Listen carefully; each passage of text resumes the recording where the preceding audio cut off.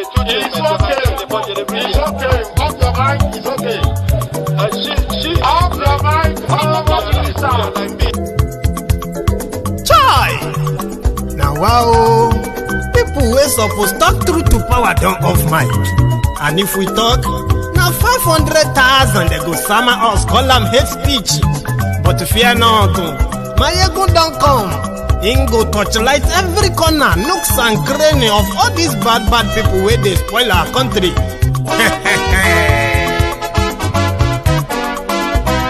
So my people make we loud, oh, yo, yo. Maiyegun don't come, oh, yo, yo. My people make we shout, oh, yo, yo. Maiyegun don't come, oh, yo, yo. Maiyegun don't come, man of the masses, oh, yo, yo. Maiyegun don't come, oh, yo, yo. Maiyegun diary politico, yo, yo. Maiyegun don't come, oh, yo, yo. This one not the off in mind, oh, yo, yo. Maiyegun don't come, oh, yo, yo. And in the touchlight every corner, oh, yo, yo. Maiyegun don't come, oh, yo, yo. Okay, some people be they holla say they want the power. Chai. Them be promise us say we go get light and power. Nah. Them hustle sote they can't get the power. But now they know they do anything with the power. Every day, dollar just they get the higher power over naira. See them talk say make we off mind. But thank God say Maiyegun don't come. So my people make you loud, oh, yo, yo. Maiyegun don't come, oh, yo, yo. My people make we shout, oh, yo, yo. Maiyegun don't come, oh, yo, yo. Maiyegun don't come, man of the masses, oh, yo, yo. Maiyegun don't come, oh, yo, yo. Maiyegun diary politico, oh, yo, yo. Maiyegun don't come, oh, yo, yo. This one not they off in mind, oh, yo, yo. Maiyegun don't come, oh, yo, yo. Person where they do evil, no one make person talk. Them say that Maiyegun, that man too they talk. He too they talk. Say Maiyegun diary, he they hot like pepper. But every day then they take money in bulk. Woman picking, they the street they hawk. Still them talk say make we not talk. But thank God say Maiyegun don't come. So my people make you loud, oh, yo, yo. Maiyegun don't come, oh, yo, yo. My people make you shout, oh, yo, yo. Maiyegun don't come, oh, yo, yo. Maiyegun don't come, man of the masses, oh, yo, yo. Maiyegun don't come, oh, yo, yo. Maiyegun diary politico.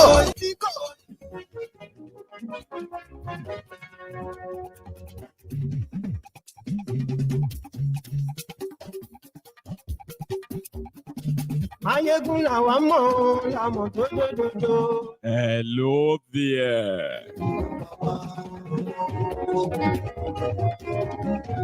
Maiyegun làwa mọ̀, làmọ̀ tó dodo. Maiyegun ti dé ọ̀rẹ́ aráyé. Lórí Facebook, lórí YouTube. Ṣé ń lọ ní Maiyegun dá wa sí? Àṣírí ọ̀jẹ̀lú kì í kó níbẹ̀ o. Ó bá ṣe àní Maiyegun máa wí. Good morning to you, good afternoon to you, and good evening to you from wherever you are joining us this moment. It is brunch time with Maiyegun. Godfatherism, kò sí lọ́rọ̀ Maiyegun, kẹ́kọ̀ọ́ lẹ́nu. Àní Maiyegun làwa mọ̀ tó dodo.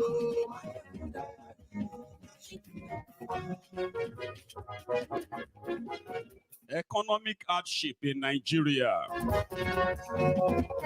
is because of the sins of Nigerians. And this is just a trial from Allah. Now this mofo on your screen said that is the Jigawa State Governor.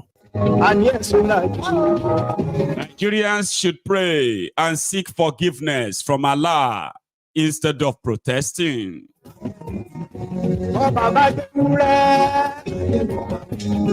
If they burn you well, come out and protest. You will meet the strongest, harshest, and most violent resistance of your lives. The guy on your screen is thiefnubu's media aide. He talked yesterday. The whole thing don't they turn to threats now. In Kano, yesterday, they were sharing 1,500 naira to mobilize people. Their job is to make sure that anywhere there is a protest in Kano, they must crush it for 1,500 naira.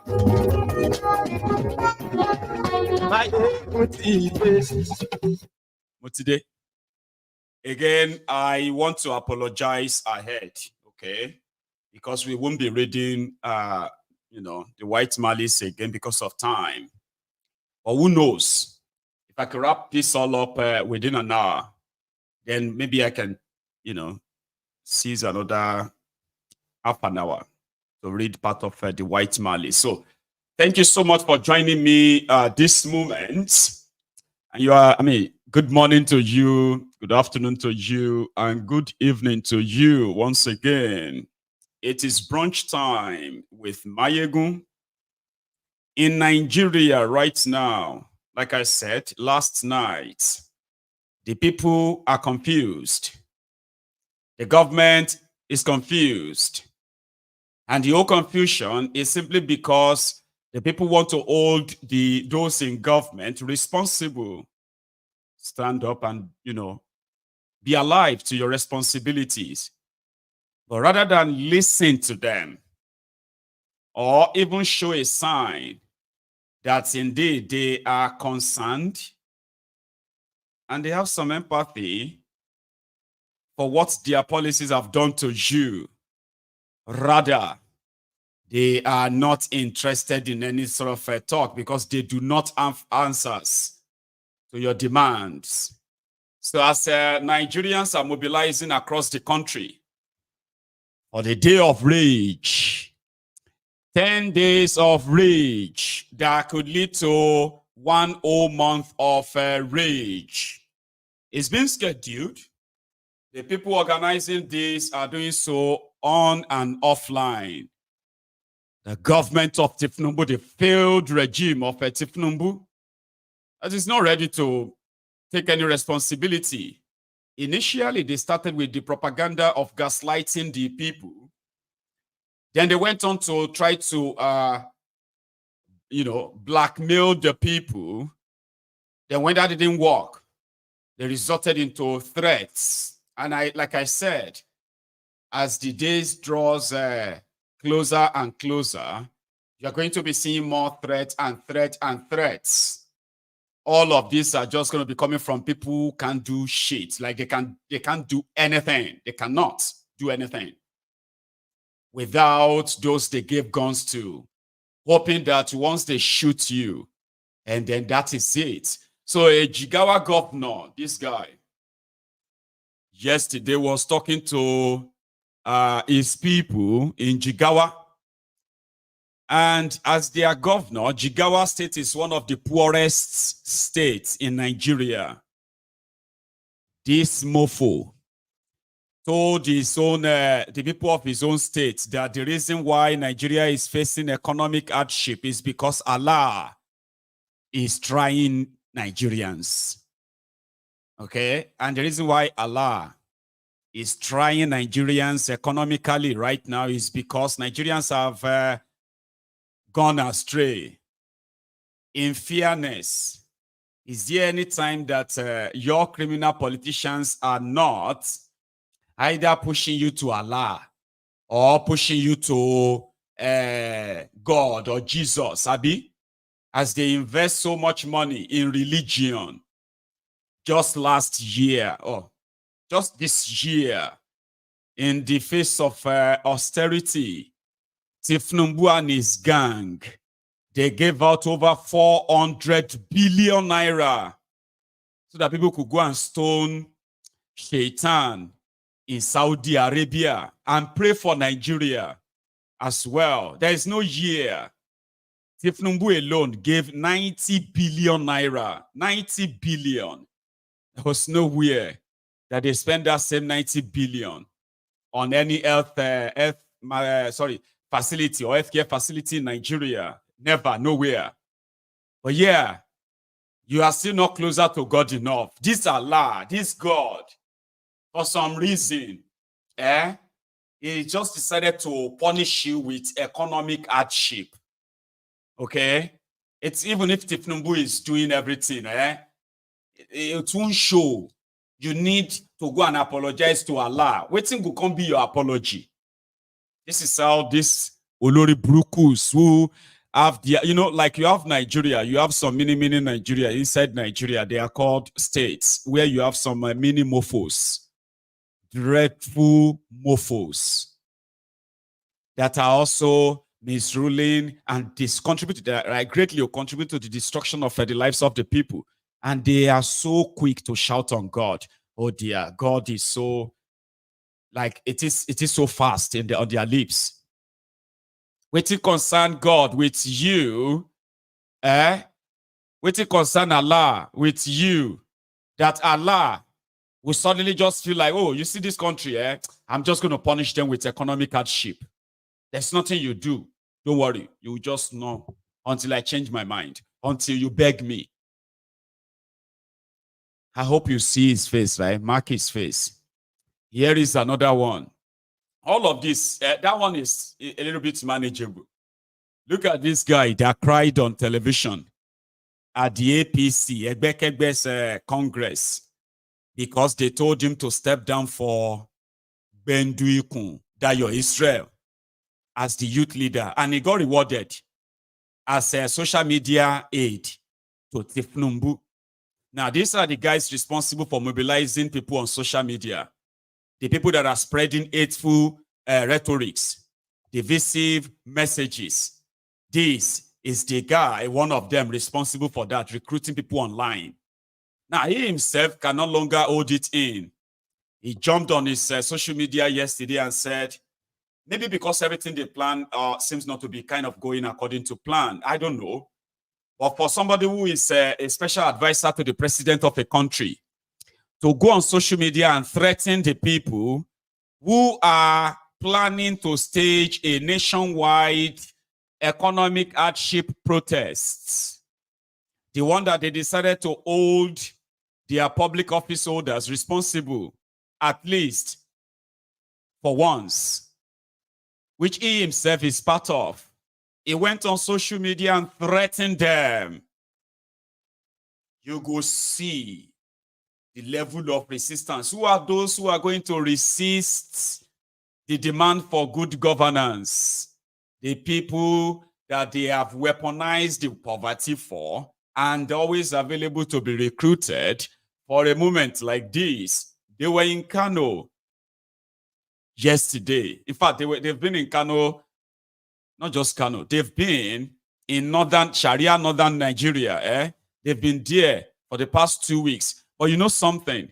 These last 2 days, from Sunday, they were sharing 1,500 naira. 1,500 naira. And they were writing names. These are the people, as all of you are sending messages. Are you okay with the way this country is? Are you happy with the way the things are? Blah, blah, blah, blah, everywhere. Mobilizing yourselves. They are sharing 1,500 naira to Abokis, the northern Sharia north. They were sharing 1,000. And I use that word specifically and deliberately because they know their base. No doubt. Yes, there is poverty. Okay? Even in that northern Sharia north, we have those who they have managed through the the use of threats. If you disagree with us, we'll kill you. Doesn't matter whether you are a Christian or a Muslim, whether you are a Fulani or Hausa, doesn't matter. So there are those there that despite the fact that they are also victims of the failed Nigeria. They want to talk, but the violent ones, mostly mobilized by their politicians, always go after them. But they are still there. You see those ones that are always unleashing violence.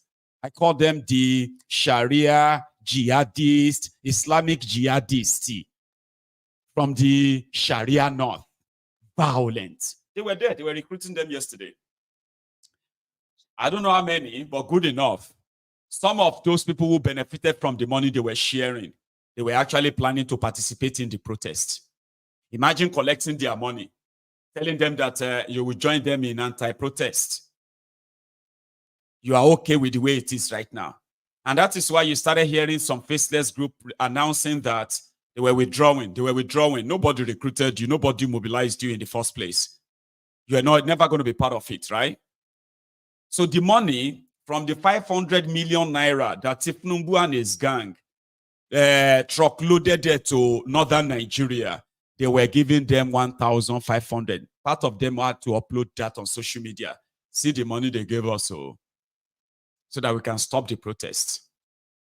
So if you are going to help them stop protesting the South, you better make sure they pay you too. And from the northern Nigeria, ahead of this, empire is rising, no doubt. Here is a message for the police IG. Listen. This one is a message to the IG of police. The IG of police, Federal Republic of Nigeria. This message is for you. You see this protest coming up on the 1st of August, 2024. Do your job. Do your job. And ensure that no police, your men, ensure that they are not carrying live bullets. You understand? Ensure they are not carrying live bullets. Because you know why I'm saying this thing?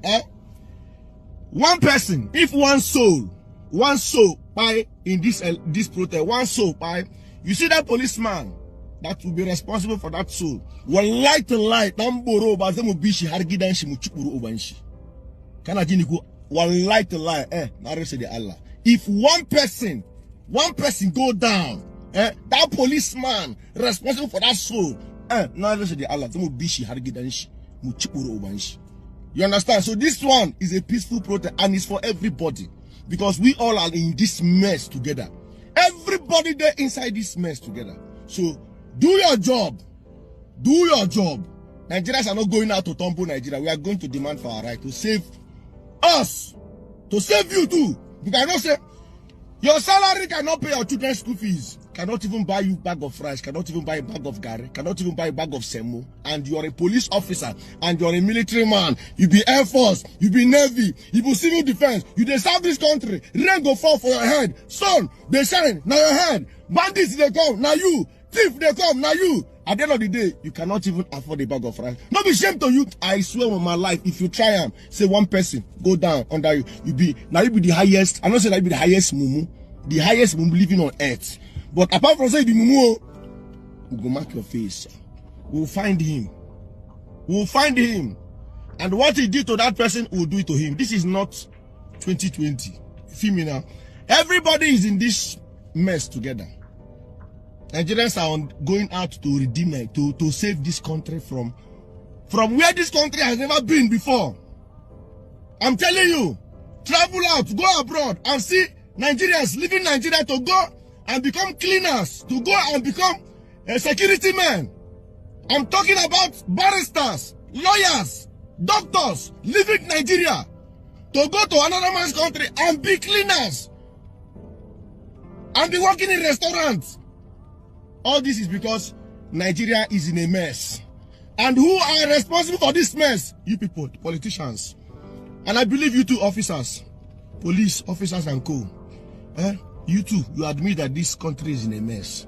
You know, your salaries cannot do anything for you. Your salaries cannot do anything for you. That is why most of you people have engaged in crime activity, committing crime. Nobody is seeing it.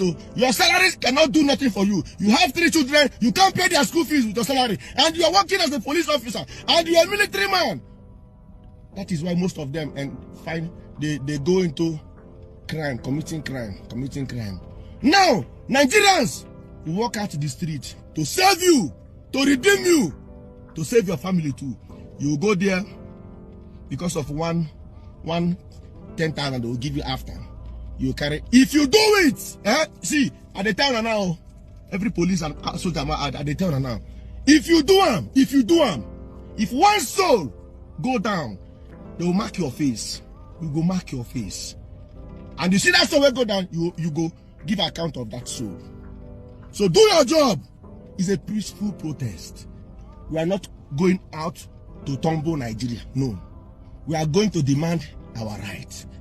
We are suffering. Nigerians are suffering. You too, as a police officer, you are suffering. Your salary can do nothing for you. I bet you. You know, every now and then, a policeman is arrested, caught in kidnapping, in armed robbery. A soldier man is arrested, caught in this or that. A civil defense is caught in this. All because your salaries can do nothing in Nigeria, the country that you serve, the country that you are ready to give your blood for. So make sure as you are going out there, I see you people are 10 steps ahead, preparing ahead of something that is still 10 days old. You guys are already putting out these things to scare Nigerians from protesting. We are protesting, and I'm so pained. I'm ashamed of so many bloggers or so many of these what they call it, influencers that had 3 million, 4 million. All they know is content. This. It is now. Keep on. So that was it, and there are many like that. I know some of you will be like, now so that they make mouth, all this mouth, all of that. Okay. It's okay. But what you don't understand is that it is actually not about the person that is on your screen making that mouth. It is the fact that there are tens of thousands that possibly feel like him too. You don't see their faces. They didn't put camera on their faces to say, you IG. I have seen where politicians have been rescued from angry constituents in Nigeria. Some of them got beaten, rescued by policemen. Some nearly lynched in the last 1 year. Yeah. And I've seen where when people had a chance of showing their rage and anger against these criminal politicians, they've always gone for the broke. Like, And you can tell that this whole rage, anger, bitter, frustration, all these things has been so bottled up in many Nigerians. And they will do exactly that. And it's not the only person saying it. Don't kill anybody. We know what you normally do. We know how you normally do. If you do it this time around, it will be enough to provoke us into the next stage that nobody knows. So yeah, you can say, oh, I'm out, John. I know they believe, though you don't have to, but you will never forget that you heard this, right? Still talking about trying to pacify the North. Hear this one, oh. Here. Somebody who spoke to the journalist inside the Old Rock villa yesterday. He said he is the guy in charge of the student loan. And from what we know, the southern Nigeria is educationally more advantageous than the north, because the northern Nigeria, by design and intention, is educationally backward, even in 2024, right? Scammer thiefnubu and his gang, those ones who have been telling you about a student loan, Abi? They just came out now. They said, in their ways of trying to pacify the North, they said, you Southerners, you do not believe in the student loan. Because now they too know. People, they tell you, say, make you no accept them. But guess what? Northerners are benefiting so massively But if you ask her making show figures, now audio. All of this so to pacify the North and make them feel like, see, President Thiefnubu is taking care of you. Listen. It wasn't necessarily obvious to everybody. Essentially, if I just give a little bit of background, when students apply for these loans, they have the opportunity to apply for two types of loans. One is the loan that pays their educational fees. If that is approved, the funds are sent directly to the institution. What you witnessed today was institutions collecting checks for the multiple people who applied for the loans. So one institution taking a check might be taking the check today for 40, 50, 60, 100, 1,000, 2,000 people. So that's what the institutional check represented or represents. So it's a check that covers the multiplicity of students that actually applied and got the loan to go to that institution. What you witnessed when you saw the students going up to collect a check was the second half or the second part of the loan, which is an upkeep loan. So you apply for the institutional loan, your fees are paid, or you get approval for the fees being paid. You can then apply for a monthly stipend or for a stipend that covers your time there. That goes directly to the student if they are successful. So what you witnessed was that stipend being given as a check to the individual students. Just to clarify, one is contingent on the other. So you can't get the stipend unless your fees are being paid and you're going to an institution. But you can get the fees paid and decline the loan for the stipend. So the students you saw today might well, their fees might well have been in the checks given to the vice chancellors. Thank you. In terms of the institution with the highest number of applications, I'm sorry I don't have those numbers at my fingertips here. But certainly please get in touch with me and we'll be happy to give you that information. There are two questions there actually, or there are two things we're looking at. Yeah, I'm going to come to the zone. There are two things we're looking at there. One is the one with the highest number of applications, and then the one with the highest amount of funding that we need to give them. Because remember, the fees are variable from place to place. So that's information that we have. We have a lot of data.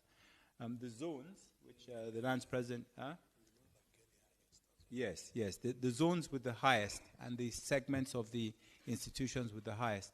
So I can say to you that there's been the northern institutions in the north of the country have been very proactive at supporting and helping their students and in providing their data to us.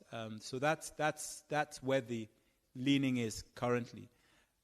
But that's to be expected because they seem to be very well organized in terms of networking in the northern part of the country. In the southern part of the country, there's growing awareness and there's growing interest. And I think there's been a lot of skepticism generally. And I think the most skeptical part of the country is in the south. They question everything. Is it true? Is it real? Is it a scam? And I think, what you witnessed today with us actually starting this disbursement program is to say that this is not no fund, this is nil fund, right? And we're trying to ensure that people know that this is not, it's not a trick, it's not a game. Mr. President has backed this with cash, and we're going to disburse that cash. So I think we'll see the skepticism that you find mainly in the southern part begin to disappear when we start paying out. In terms of the three levels of institutions, the universities are the ones with the highest demand for the loans, more so than, and then I think it's followed by the polytechnics and then the teacher training colleges. And I think it's probably going to remain that way. The bias is going to remain that way. I don't know if I answered all your questions, but those are the... Today we are excited. Nigerian students are happy that the dream come true. It was once a bill, becomes an art, And today is the presidential launch and disbursement to applicants. We are very proud of this. And we, as Nigerian students, we call it a new dawn in the education sector. It wasn't necessarily Nuisance, Lily. You did see the scam? So let me, yeah, you are right. Somebody said if you go by the accent or the accent of that guy, he probably lived abroad. You get that now? Yeah, his accent shows that he probably lived abroad and he went back there to participate in that scam. No integrity. There are many people like him abroad who are also pushing at different level, right? Trying to push for their own place where they can also get something to chop. From that, they are abroad, though. Men of no integrity. I'm talking about, that's why we call them the Bele lecturers, the Mumu lecturers, the Mumu Madus. They are abroad. They are Brodian bat idiots or war idiots. They are chancers. Bunch of low lives. Most of them are those you see on social media, right? Downplaying what is going on in Nigeria. So when they go to Nigeria, when they get the opportunity there to go and rob them, they will take the money, buy houses abroad. Once they are no longer part of them, they return back to where they come from. And then they will become philosophers. They'll begin to tell you about how politics works, how this, in fact, they may even turn to the lover of Nigeria, anti-bad behavior. Do you get that? Or no integrity. Like somebody said that it sounded like somebody who lived abroad. Of course, he probably did live abroad. He came to tell you that the applications for student loan, the regions, the institutions that were sending more applications, they are from northern Nigeria. No data provided. No directive given to say, oh, go to this social platform. You will see everything there. Okay? Not a single institution is mentioned. And say, Ahmadu Bello University, for example, right? Ahmadu Bello University, they have about 2,000 applications. Then, what do you call it? What other university there? Sokoto State University. They said they have about 1,800 applications. And I'm talking about this application ranges from all, levels, so, and we are working through them. So compared to the application we received from your states, that is just 120. Now you have to present data and say, please, if you go onto our website where we publish all of our actions and activities, give me a sec. There's something cleaning. They are cleaning the windows of my outside window. So that's making that part noise. So don't go anywhere yet. You don't cast. Last. Everybody go chop breakfast. You don't cast. Last. Everybody go chop breakfast. You don't cast.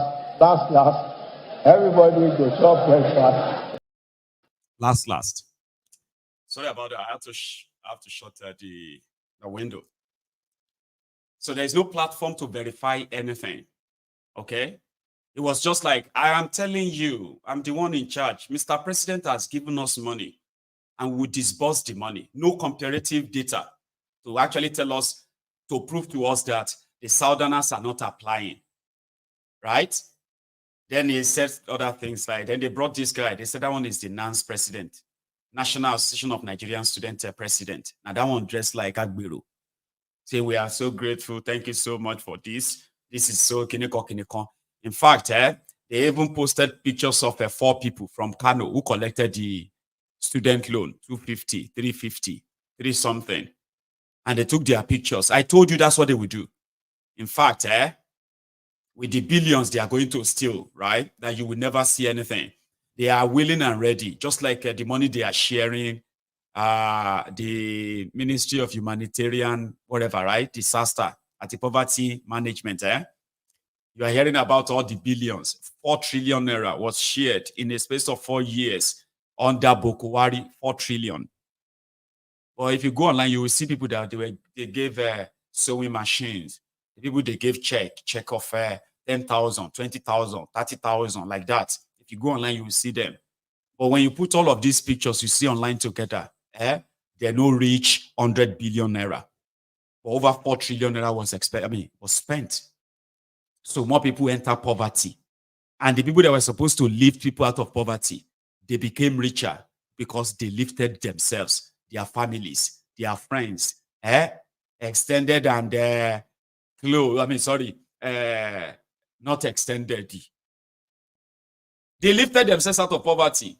They became multi-billionaires. The people that they were supposed to give the money to, they became more wretched. They are now in the basket of the people that the World Food Organization warned Nigeria that these people will starve. They will starve in the next few months because Nigeria faces the worst starvation ever. And that one is still coming. It's part of the Shege package. So this guy that is telling you that they've released money, we will disburse the money. He said they would. Meanwhile, he said people have been benefiting as well, but no real figure is given, okay? Because the people benefiting are themselves and their family members, not as students, but as the beneficiary of the largesse, free money. Here is the Abacha bagman. Remember him, Atiku Abubakar Bagudu, the former Kebbi governor, who is now the Minister of Budget for thiefnubu in Nigeria.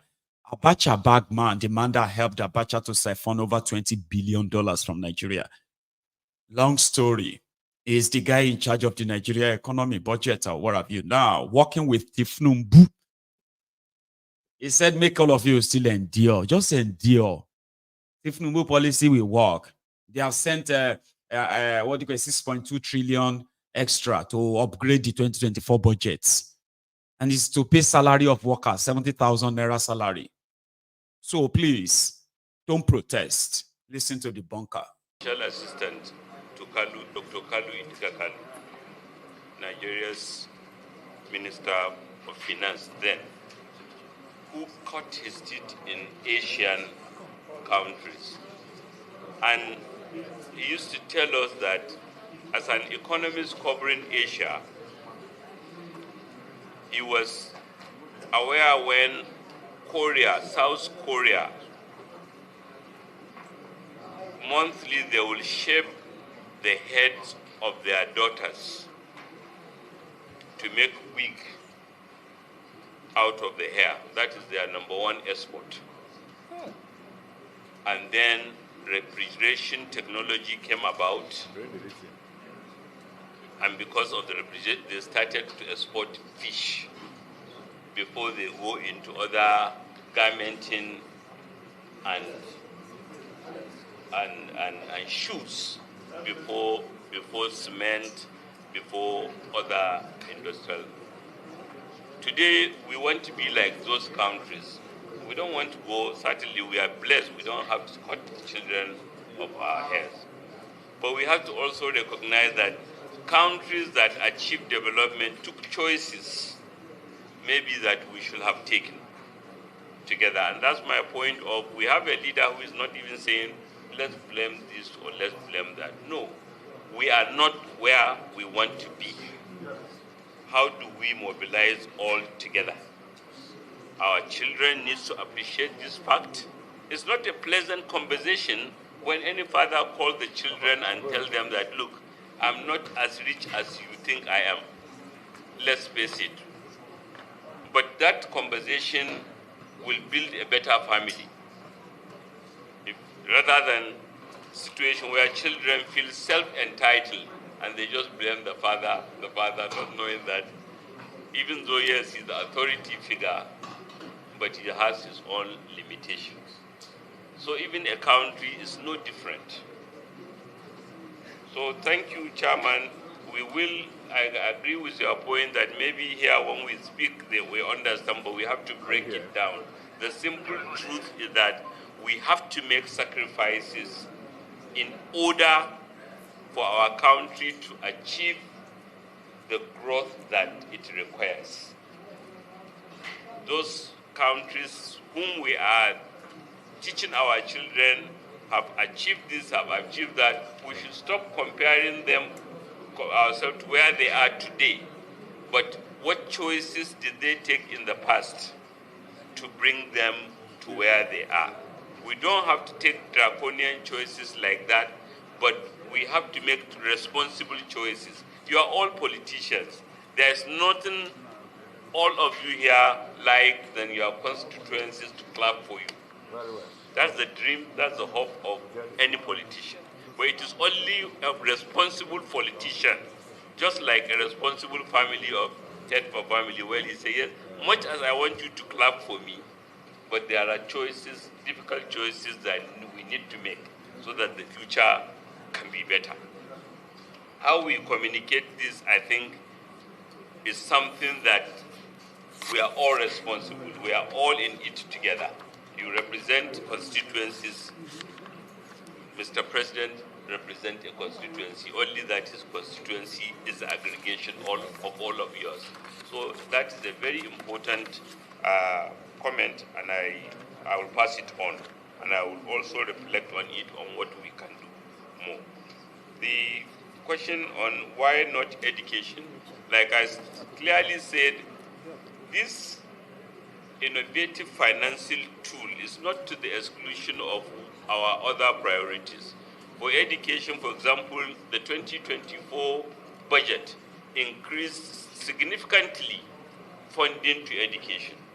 We are working with development partners and World Bank programs in order to generate more revenue, more funding, more support to fund education, so that we can do better in it. So it's not to the exclusion, but these are required because the investors are looking at them. We are not yet there with education. We hope to be, but certainly the increase in budgetary spending, which you graciously approved, can help us achieve more with education. Nuisance leleyi. Nuisance leleyi. He's an Oloribuku man, yeah? Somebody that's supposed to be in jail, but he's the one planning your economy. And he said, Nigeria is not rich. And thiefnubu has taken a bold step to tell Nigerians that we are not as rich as you were made to believe. So right now, this hardship, wherever it is you are going through, you should just consider it as your sacrifice to make Nigeria better, maybe for your children, maybe not for you, but your children later. Because Nigeria is not rich. Nigeria doesn't really have money. And it takes a very good father to look at his children and say, hey, my children, I just want you to know, we are not as rich as I used to tell you. We are poor now. That's what the guy is saying. But here is in the last 1 year alone, okay, a poor country, Nigeria, under thiefnubu, was able to spend 21 billion naira in building a new vice president's house.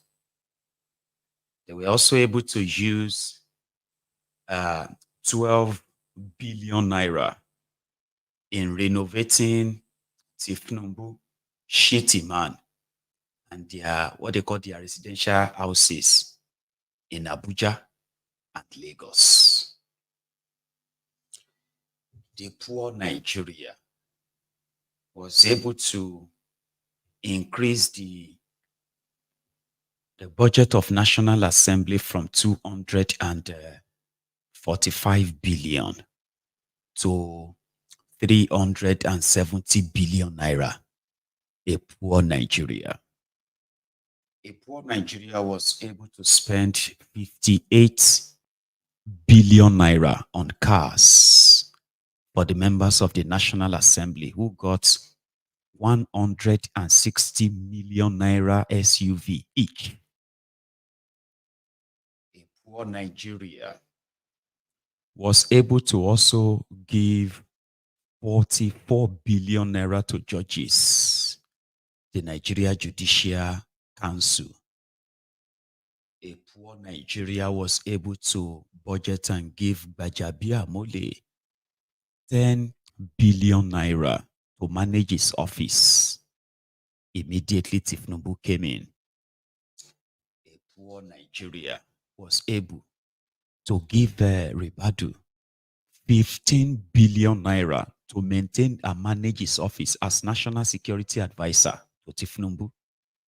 That same office, for an upgrade, was also able to get 44 billion naira in the last 1 year for upgrade of their surveillance, of their intelligence gathering. In the last 1 year, a poor Nigeria was able to spend in total 16 billion naira on thiefnubu's and his wife's travel, as well as that of Shittiman in 1 year. 16 billion. A poor Nigeria was also able to budget 12 billion naira for the office of Remi Werekwe. Also, a poor Nigeria was able to give 90 billion naira to those who wanted to go and worship their Allah in Mecca. A poor Nigeria was able to actually deduct 5 billion naira for a yacht for thiefnubu. A poor Nigeria was able to also expend 150 billion naira on 2 brand new aircrafts for thiefnubu and Shittiman. A poor Nigeria can only pay 70,000 naira minimum wage to the workers who would have to sacrifice if they want Nigeria to be better.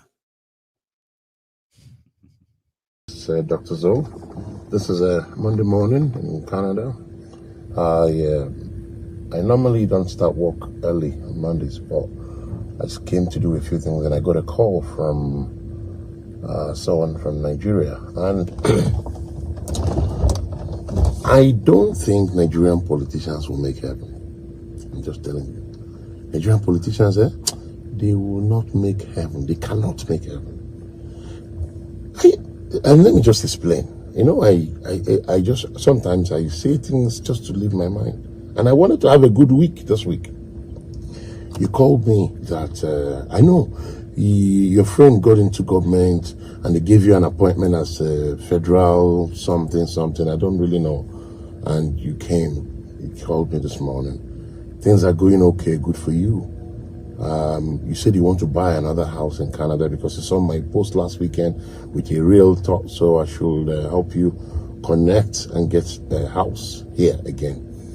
According to you, you've bought 3 houses already. You just want to buy the 4th one for your 4 children because you want to settle them. And you don't know how this government, whether it will last or not, whether Baba Agostino, you said all that, and I was listening. You told me also that you don't do mortgage, you just buy cash. You bought 3 already, you want to buy the 4th one, and I was listening. And I should help you to buy. My brother, you can't make heaven. I know. You know your kids are here, that kids are grown. I knew you way back from Nigeria. They're probably going to be listening and watching this video too. And your wife too. You know what you got. I told you, I said to you that I think Nigeria is difficult now because the youths want to demonstrate end of this month. There's a lot of hardship. Gas, petrol is expensive. Food is expensive. He said, we in diaspora always think Nigeria is bad and it's not as bad as we think. My brother, over 100 million Nigerians have camera phone. Social media, we see these things now. We see things are bad. We feel it. We have people back home too. It's not diaspora thing. And you have the mind. How long this government don't deserve? You don't have the mind. You don't buy 3 houses, or you won't buy the 4th one because you're not sure how long Baba go day. Hey, I cannot. I don't see the pathway that you will make heaven. I'm telling you. And you guys have to listen. Don't do what you're going to do, and the people after you will suffer. I'm not saying. Listen. I know you're not Jagaban, you're not the president, I know that one, and you're not a governor, and they give you some federal post.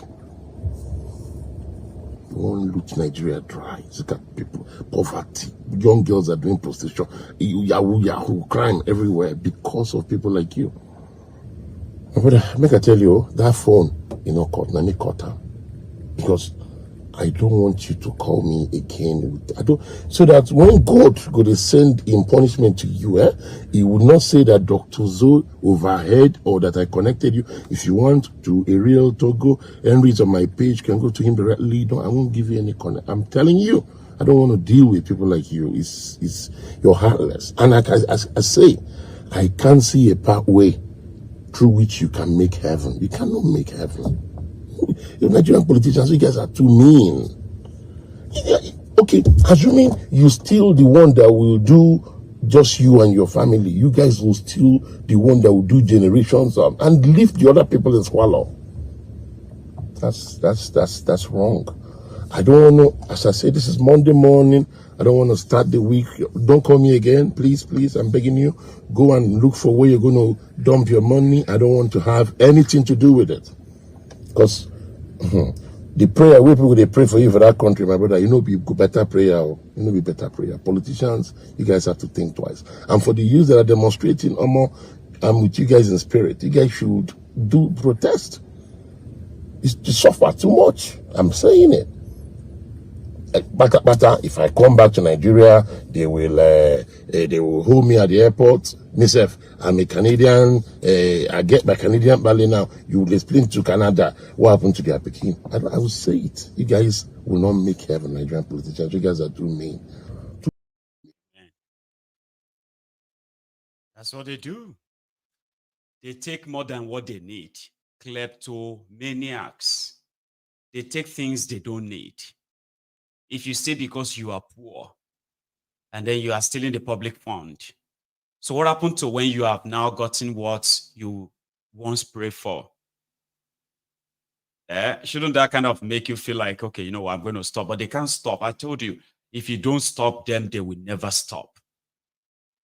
And their life depends on it too, just so you know. And that is why when this guy was making that threat, thiefnubu's, this guy, when he was making this threat, he said, he called those who want to burn the country down, under whatever guys will meet the strongest resistance of their lives, not from security agencies, but from the silent majority that gave their mandate to thiefnubu for 4 years in the first instance.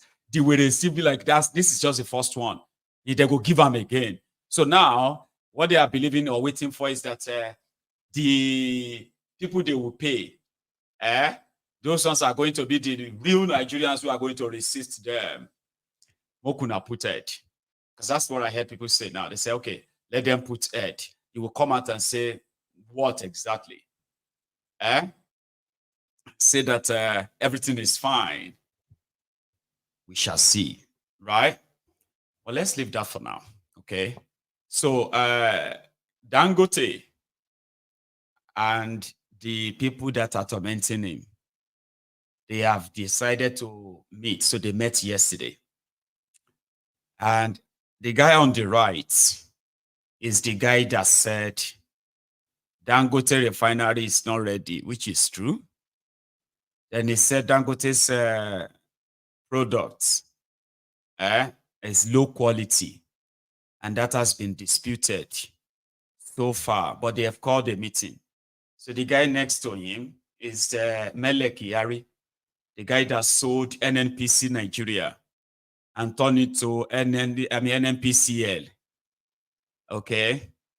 The ones that were supposed to have given Dangote, the man in the middle, to have given him 1.5 billion that was supposed to buy them 20% stake in Dangote's refinery. Somebody said it was actually 2 billion. Now you see the man next to Dangote to his right. That is Oloibiri Abiolokpo-Biri Abokpo-Ibiri. He is the Minister of State for Petroleum for thiefnubu.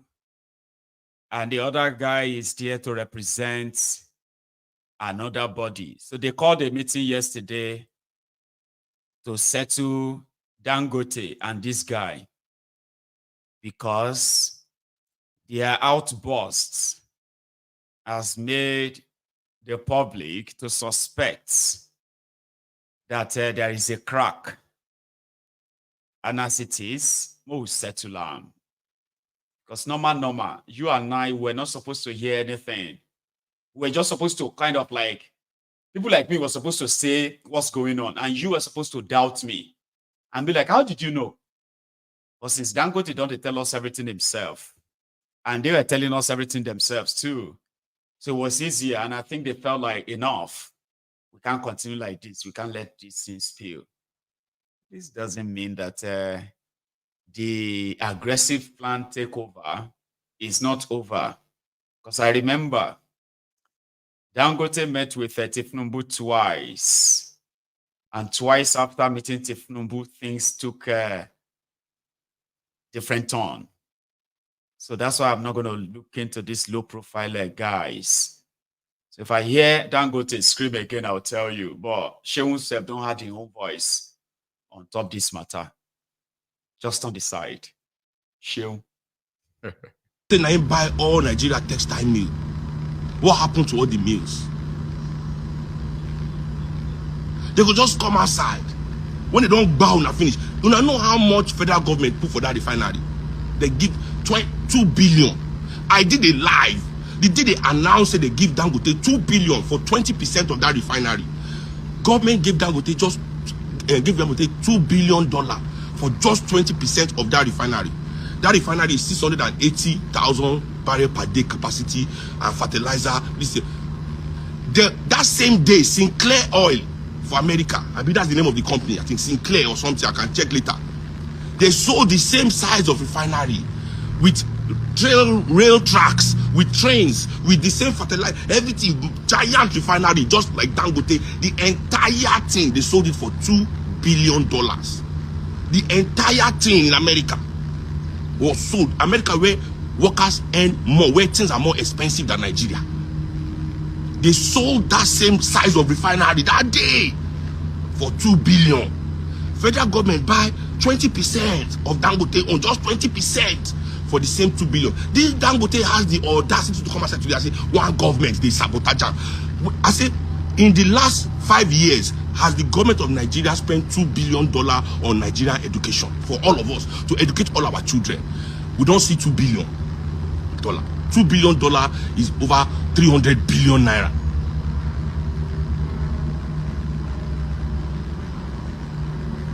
He comes outside today and say, you know what, monopoly. When they don't think be monopoly. I don't believe in monopoly. Government should come and buy the refinery. More come buy this thing. Refinery we don't go work. When we come, see, una no get sense. See now, due to una, they don't use their influencers, so they don't come outside. Hey, government won't keep Dangote. All of a sudden, government now. Now not gonna say that the plan between him and the government, he don't do the first step now. So government now to look like say government is proactive. Government will come buy the refinery, abi. Now, of course, the government do well, abi. Later, the base will now fall on Nigeria head. Dua, abi, abi. Why? It was said that okay. The question to ask is this: if the refinery they work, is it our now we go collect the profit? Is the profit going to go to Nigerians? Is the profit of the refinery is it a national business? This is Dangote's personal. Now he choose say he won't enter that business. No gun to his head. Nobody tie him. He say I'm business. They say capitalism. Business is win or lose. It's either you do the business well and you gain. This is capitalism. So I they tell you now.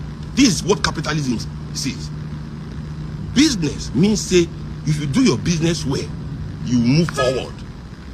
If you don't do your business well, you fall off.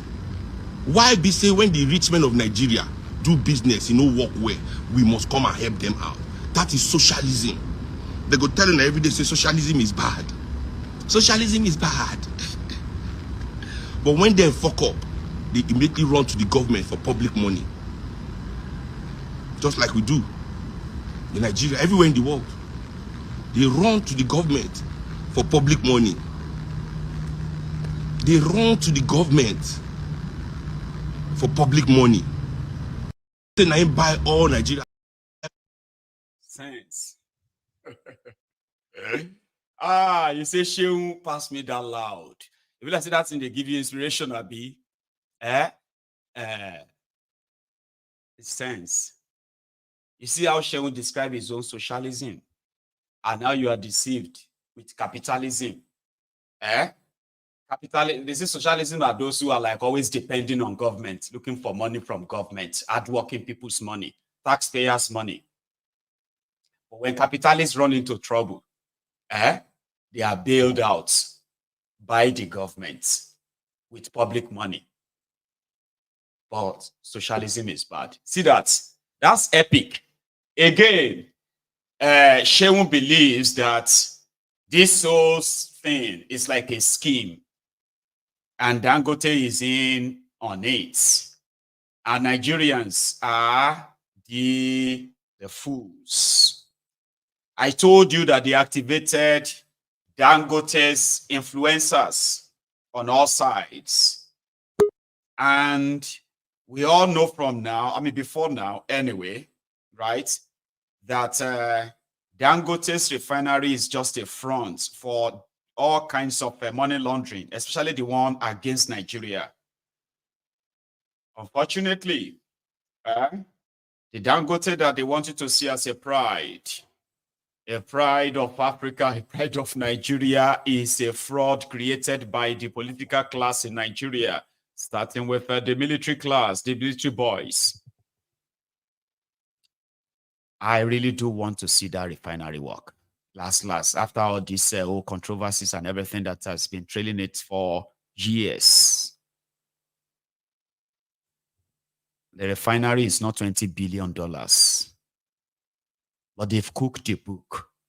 And those who are supposed to possibly tell you the value are going to tell you something else. All paid, all rigged, all that.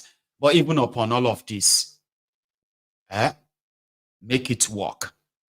Okay? Because every penny that comes out of the Dangote refinery is absolutely his and his friends.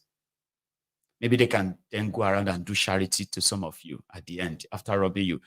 And people need to understand how economy works, by the way, okay? These are economic saboteurs. These are not patriotic people. These are criminals. But Nigeria is a criminal enterprise. I don't know. This is July. Is it the transfer market already? Because I just saw a flash on my phone now, and they said that a Labour Party senator from Imo State just crossed over to APC, and Akpabioli announced it. She transfer season lewa. They don't reopen the transfer season. The transfer is always like all year long. Here is a man that used the obedient wave to gain his own meal tickets. And now that he is settled, he's back to where his friends are. Obedient. Senator Adesegun Francis Onyewuchi, representing the good people of Imo East Senatorial District, elected under the Labour Party after due consultation with my family and conscience right to formally notify you and my distinguished colleagues of my resignation as member of the Labour Party and my formal declaration for the All Progressives Congress, the APC. This decision is due to the intractable division and crisis in the Labour Party that sponsored my earlier election into the Nigerian Senate.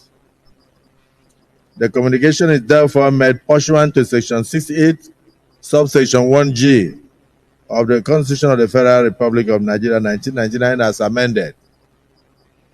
Imo State and the entirety of the Southeast remain united under the leadership of our performing governor, His Excellency, Distinguished Senator Hope Uzodinma CON, to give our unflinching support to the President and Commander-in-Chief, Asiwaju Bola Ahmed Tinubu, GCFR, and of course support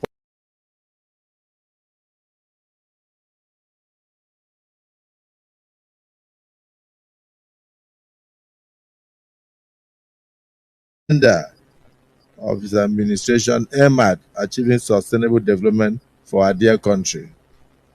So let me thank the uncommon President of the Senate for receiving me in an uncommon way, His Excellency Senator Godswill Akpabio. You put it, for his visionary leadership. I didn't say so. You said so. Let me also thank the uncommon President for the way and manner he has piloted the affairs of the 10th Senate of the Federal Republic of Nigeria. I thank you. Please accept, as always, Mr. President of the Senate, the assurances of my highest esteem. Sincerely, Senator Ezenwa Onyewuchi, the man I love to call the voice of the gods. On behalf of the APC, I want to welcome you. And Sergeant at Arms, proceed to assist Senator Ezenwa Francis Onyewuchi, represent. Now the guy be that. Ezenwa. Hopeless or Digba's boys.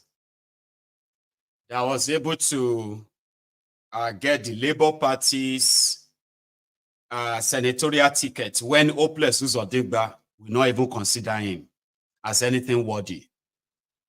Obedient, free of charge, promoted this guy to the high heavens. And they went as far as voting for him. 1 year after, give me a cycle. 1 year after, he's back to where he always belonged. And it is to go and help thiefnubu, Akpabiole, and others to make Nigeria great. They will use you. They will dump you. And you will think there's going to, we'll see, we'll show him next time, Baba. If you begin the hard for 4 years to your age, by the time you continue to make yourself available to be used by these criminals, okay, you will be too old at some point, right, to even show them anything anymore. It is ideal for people to know in a corrupt system, in a corrupt, rigged system like that of Nigeria, people don't choose their leaders, even if they pretend or organize sham elections to make you think you are choosing a leader. You are not in that contraption. Good luck, okay? To Ezenwa. Here is Akpabiole, or Akpabiole's apology to Natasha Akpoti. I mean, the lady or the senator that Akpabiole used this derogatory remark like this is not a nightclub. See, I don't know if this is an apology or not, or what have you, right? I'll let you see it. At least I showed you when you made that kind of, demeaning statement to his own colleague. Now here is his apology. Still learning. Even those of us that have been in the Senate for 16 years, we are still learning. So we'll do well to continue to learn. But in the course of my talking to one of my distinguished sisters, that she should speak whenever she's recognized, I made reference to the fact that we are not in a nightclub where people have to shout above the noise of the music and the social media. went agog. I'm not on social media, but my wife called me that people got angry. They published her number and said people should occupy her. So she used to receive, she received over 2,000 to 3,000 phone calls a day. And then I tried to on one of my phones. I realized it was in the public. In fact, the phone crashed after about 3 hours. So I am very happy with the interest generated by Nigerians in what goes on in these chambers, because we are here to cater for their interests. And so for them to be so interested in what goes on here means that we are connecting with the people directly. And it would have been terrible if we were doing all this work and the people were not even aware of what we are doing. But the communication was totally misunderstood. Instead of taking it for the nature of what we said, that you should not shout when you are talking and not and speak when you are recognized, they went into private abuses. I don't want to say what they did to me, because what they did to me, I think I don't merit it. I was telling DSP that it's even the one they should be talking to, because in my tradition, we marry only one wife. So they listed so many wives on social media. And at the end, it will look as if the Senate president had or has so many wives. When indeed, I'm reporting to my colleagues, I have only one. And I'm satisfied with that one. And she's a beautiful and loving woman. I will not intentionally denigrate any woman. I have a wife, I have 4 daughters. And I always pray that God will lift a girl child to the highest zenith in Nigeria, politically and in business. I also want my children to do well. So, distinguished Senator Natasha, I want to apologize to you if you felt offended. If I had mentioned that we are not in the market, they will say I said you are a market woman. If I said that you were not in a nightclub where people shout above the noise of the music, they will say you went to nightclub. If I said you were not in a community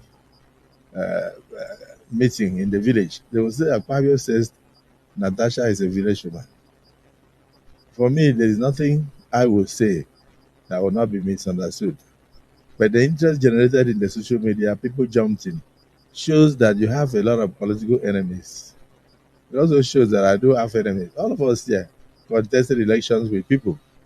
So whenever those people think that you are being brought down, they will jump up and they will say all sort of things. I noticed even some of them that could not pass through Senate screenings went into the fray and abused the Senate president, abused you and all that.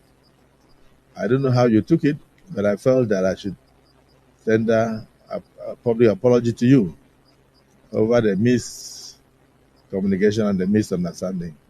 So do accept my apologies, and my colleagues, or anybody who could have felt offended, accept my apologies. I did not mean any harm, and I did not mean what they are misinterpreting in the social media. And I hope this will come to an end, and people should concentrate on things that will move this country forward and not things that will divide us.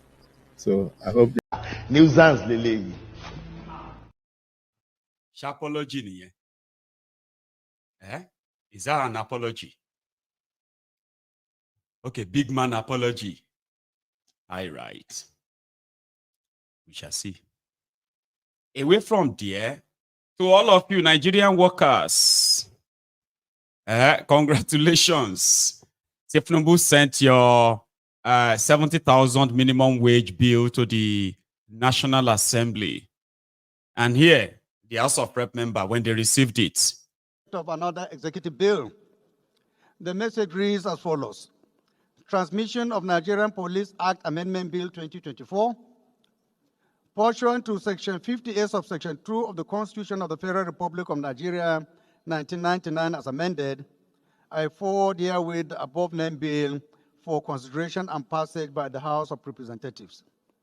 The Nigerian Police Amendment Bill 2024 seeks to amend the Nigerian Police Act 2020 with respect to the appointment and tenure of the Inspector General of Police and related matters.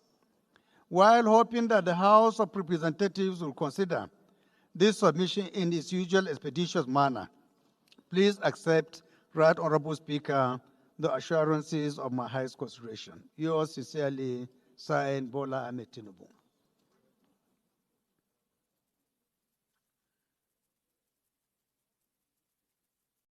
Of another executive bill. Hang on, it's actually not even the one. Let's see the one that Akpabiole's group passed this afternoon. Let's see that one. Wait, from 5 years to 3 years, and for related matters 2024, third reading. Distinguished colleagues, a bill for an act to amend the National Minimum Wage Act 2019 and to increase the national minimum wage and reduce the time for periodic review of the national minimum wage from 5 years to 3 years and for related matters 2024. Third reading. Distinguished colleagues, a bill for an act to amend the National Minimum Wage Act 2019 to increase the national minimum wage from 30,000 to 70,000 and to reduce the time for periodic review of the national minimum wage from 5 years to 3 years and for related matters 2024. Third reading taken and passed.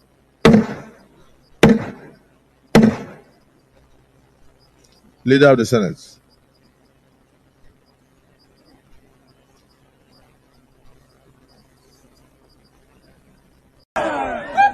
Correct yourself. I am sorry. The time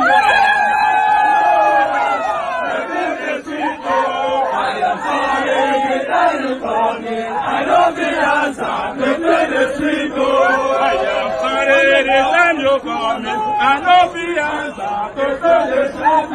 I am sorry. The time you call me. I don't be answer. The play the street. Baby, oh, baby, now, oh, baby, oh, baby, now, oh, baby, oh. Anarchy loans. Anarchy loans. So this passed. Now it is going to now be sent back to thiefnubu. It will now sign it into law. And the minimum wage in Nigeria will now be officially 70,000 naira. Good luck to you on that.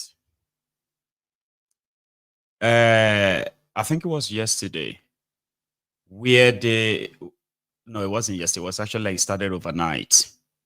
Okay. Where they were kind of chasing and then picking on the Okada riders around my 2 or so area of Lagos. Here, some of the catched.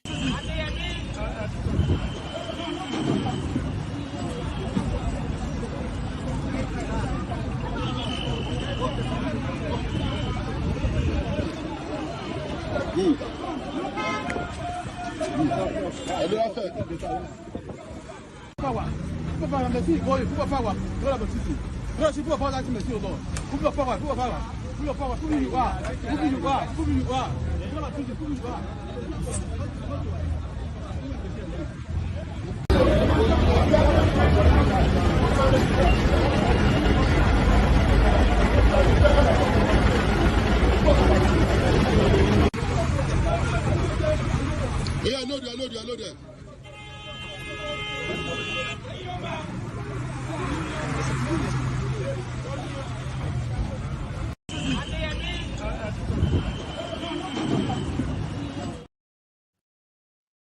Then catch you with your Okada. You probably won't see it again. Right? And this is also part of things that, it's just like demolishing your houses and tell you to go and find somewhere else. take your bike and say, well, go and find something else to do. And if you can't find anything else to do, well, that's up to you.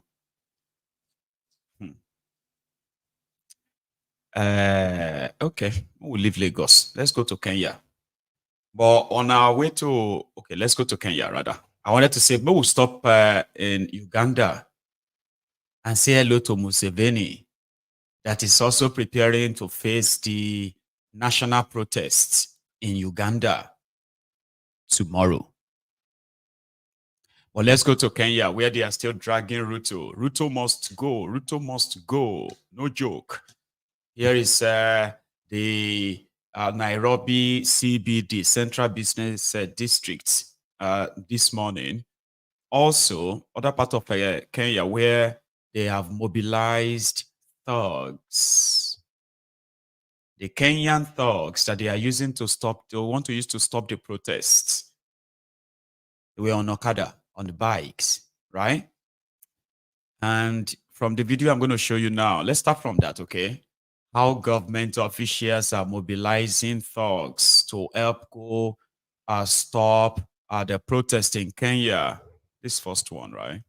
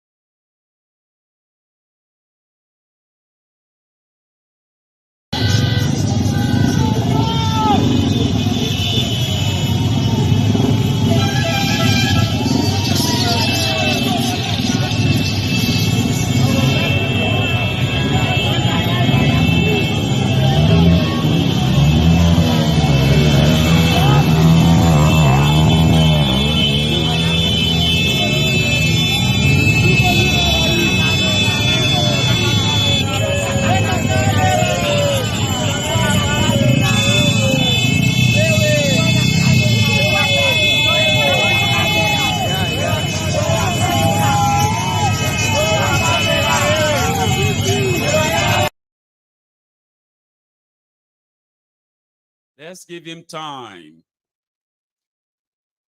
Okada people helping. And guess what? The Okada riders, those guys, they are commercial Okada riders in Kenya. The reason, one of the reasons why people are on the streets, especially on the finance bill that created all of this, right, is because they removed subsidy from petroleum in Kenya. And Kenyans have to like cough out more money to purchase petroleum products in their country. And see the people where they use the products more. They are there after being paid. It's just like Kenya, like Nigeria, you know? Not so different, is it? Listen to Ruto 3 days ago. Going forward, we will protect the nation. Going forward, we will protect the nation. We will protect life. We will protect property. We will stop the looters. We will stop the killers. We will stop mayhem. We will stop anarchy, because Kenya is a democracy and we want a peaceful, stable nation.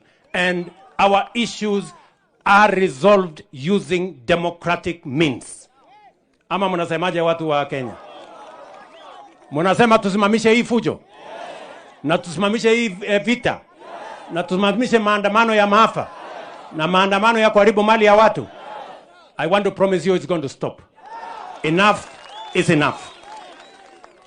Ama mnasemaje? Si imetosha hii maneno? Walisema tusipitishe finance bill. Mimi nimewacha finance bill. Nikawaita wakanasema hawataki kuja kuzungumza na mimi. Wakaniambia niende huko kwa X. Mimi nikaenda kwa X. Wakatoroka huko, hawakukuweko. Wakaniambia tuitishe mazungumzo. Nimeitisha mazungumzo, wamekataa. Nimewaambia wanaendelea kusema wao ni faceless, wao ni formless, sijui wako nini. Mimi nimewaambia sasa, my friends, you know, I have given a chance to everybody to say whatever they want. You know, it cannot continue like this. The country is much more important than any group of people. We must stand together as a nation, protect our nation, and make sure that Kenya is a democracy. Tunaelewana ama namna gani jameni? Tuko pamoja? Watu wa Bomet mnasema tuwe na amani. Mnasema we want peace. Mnasema you want peace. Turudie we want peace. Mnasemaje? Mnasemaje? Mnasemaje? Hebu nisikie tena. Going forward, we will protect the nation. You get that? That was him trying to rile his base. But the people continue to, the Gen Z are saying, you guys think you're smart. You put yourselves in a room and you share offices among yourselves because you think it's actually about sharing offices. No. So Ruto's supporters were out today, armed with clubs and cut gels and all that. But some of them were beaten to stupor. I won't show you that video because some of them are really, really... Kenyans are angry. How dare you go on and be part of the traitors who are always going to use you against your brothers, and you are doing it. Here.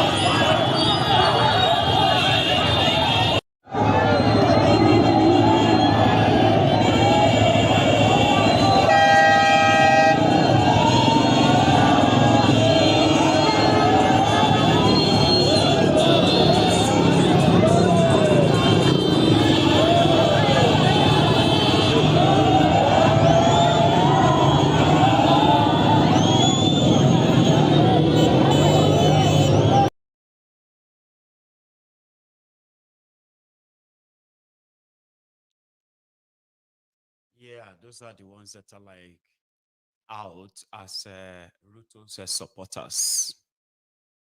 As for Kenyans, as usual, you know, Tuesdays is always going to be their meeting day, calling for Ruto to leave.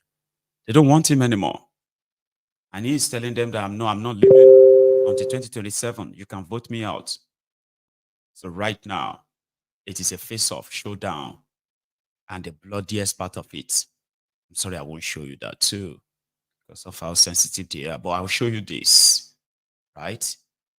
From the CBD Nairobi this morning.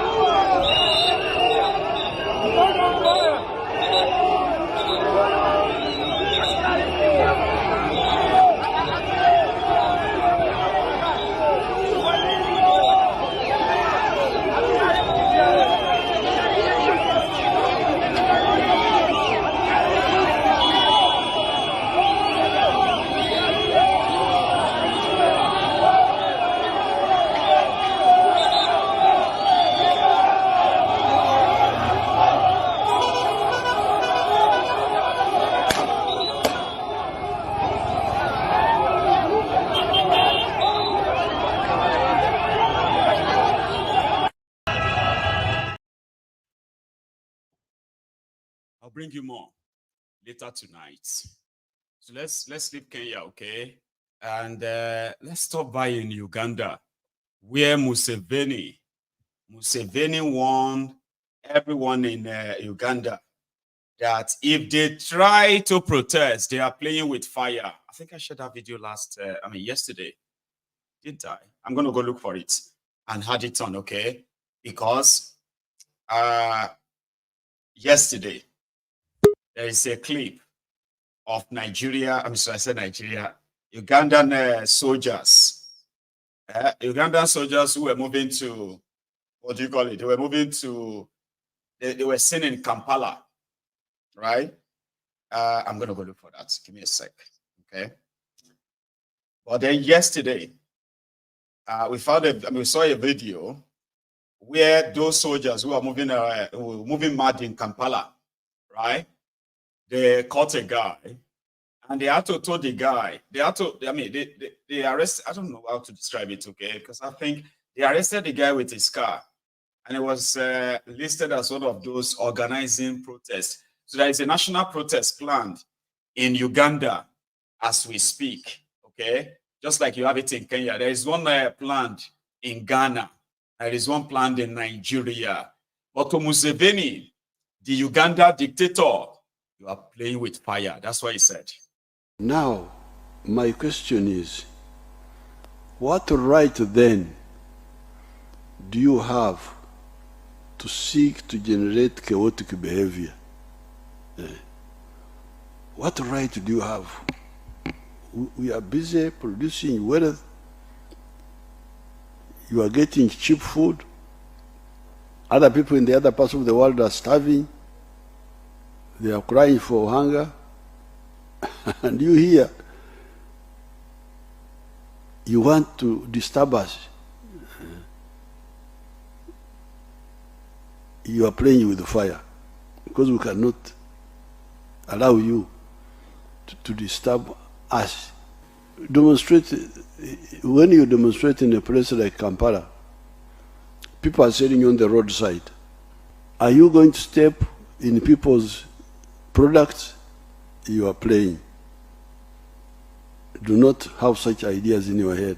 If you want, contact Nakarema on a day when there is no Sunday, there's no traffic here in the center. At least we can go to Korora and talk nicely about whatever we want to talk about, but do not bring. Don't be tempted to bring chaos, step on people's products on the road. So we are wealth creators. We have defended the direction of Uganda's revolutionary path in the past, and we shall defend it even more now. So please join us if you can, but if you can't, don't disturb. With these few words, I thank everybody for listening. Now, yes. Boko Haram, make them a combo fight. If you not combo fight, we no go come up for here. So make them a combo fight, make it finish. Allahu Akbar. I think and I get power. Make them a combo fight. If we no fight, we no go. If we no fight, we no go. Allahu Akbar. I think that's what Museveni is saying. And quick, you're right. A lot of them are panicking. And that is why they are speaking in the same tone right now. They are threatening their citizens. Museveni said, other African countries are complaining that they are hungry. You, Ugandans, you are not hungry. You want to bring chaos here. You are playing with fire. I must see the fire.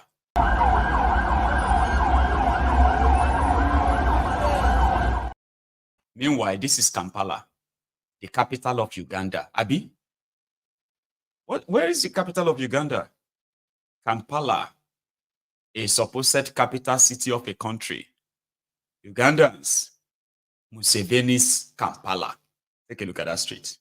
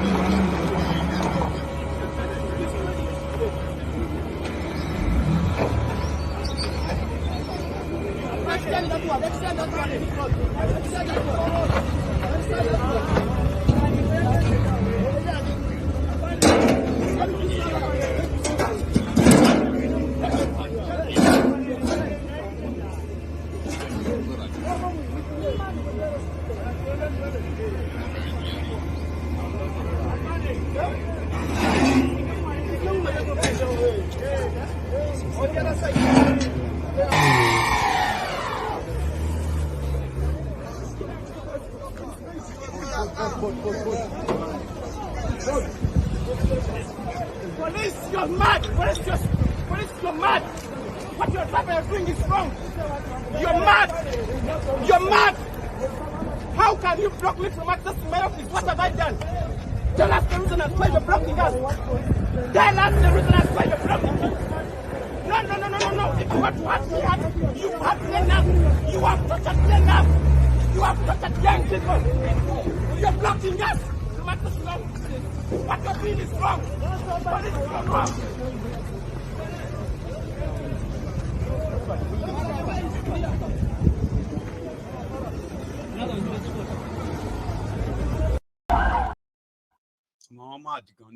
Museveni mad gone. You know, you just need to go and read about the dictator. Amale was brutal gone, you. And they tell you. And then Ugandans still haven't really found the clue of how to get rid of Museveni, because even the monsters that Museveni has created in Uganda, taking Museveni out, no can be the easy solution. Not like taking him out is not it's not a big deal. The fact that the sharks that are waiting for him to either fall or die and then take over, they are worse than him. So Ugandans are now stuck in Beijing, like, what can we do? But they have a show in Uganda. By the way, the guy has been, what's that guy's name again? African Wahala. Bobby Wine. Great guy. He's been, they said when Museveni took over power, Bobby Wine was just about maybe 2 years old boy, little kid, that is now contesting the presidency of Uganda with Museveni. Baba, Africa, no get her right at all, unfortunately. But we'll go back to where we come from. Let's go back to the contraption and see what life is like, right? Here is is it Uzowani or is it Uzowani, where the Fulani terrorist continues to terrorize. Just look at what Fulani is doing in my village. Just look at, this is Ezeago. This is somebody's farm. This is cassava and Aide farm. Look at what Fulani is doing. Carrying their cow to our farm. Let alone they will talk that their food is scarce. They are running. I want you people to see this. This is a Zago, somewhere in Olo. Fulani herdsmen, they brought cow in our town, eating our cassava, eating our everything. They don't want us to eat in this town. They don't want anything like food in Igbo land. That is why they are doing all this thing. This is cassava farm, and this is Aide. Can you people see that? This Nigeria, this is now in Olo. This is life now. Now before Kalawa, yes man. They are in our farm eating. If you talk, they will come and kill you overnight. Thank you, my brothers and sisters. Thank you for showing that, okay? Because I'm not going to show you the dead cows. Because people, that such threats, they have a way of neutralizing them in Eastern Nigeria. Okay? But just so you see the destruction, and it is mostly coordinated, as we have later found out, right? So most of those cows you saw in that video, they are no more. You get what I mean now? So they have a way of, exterminating, or sorry, removing every sort of threats and reduce damages in eastern part of Nigeria. You can know why, right? So I have heard people who I've seen people who have been like, because of the divided Nigeria, which we all know why, we all know how and why. This has made a lot of people with no identity now, because they have to deny their true identity and possibly cling on to this one Nigeria identity. And I've had people who have said the reason why they are not Igbo is because they are not calling paper. In our own language, we call it this. In Igbo language, they call it that. So those who are pushing this narrative are doing so because their parents told them never to identify as Igbos, because that's the only way they believe they can be saved or protected from the murderous Nigeria system. And this fear has been embedded in so many generations that today people have forgotten that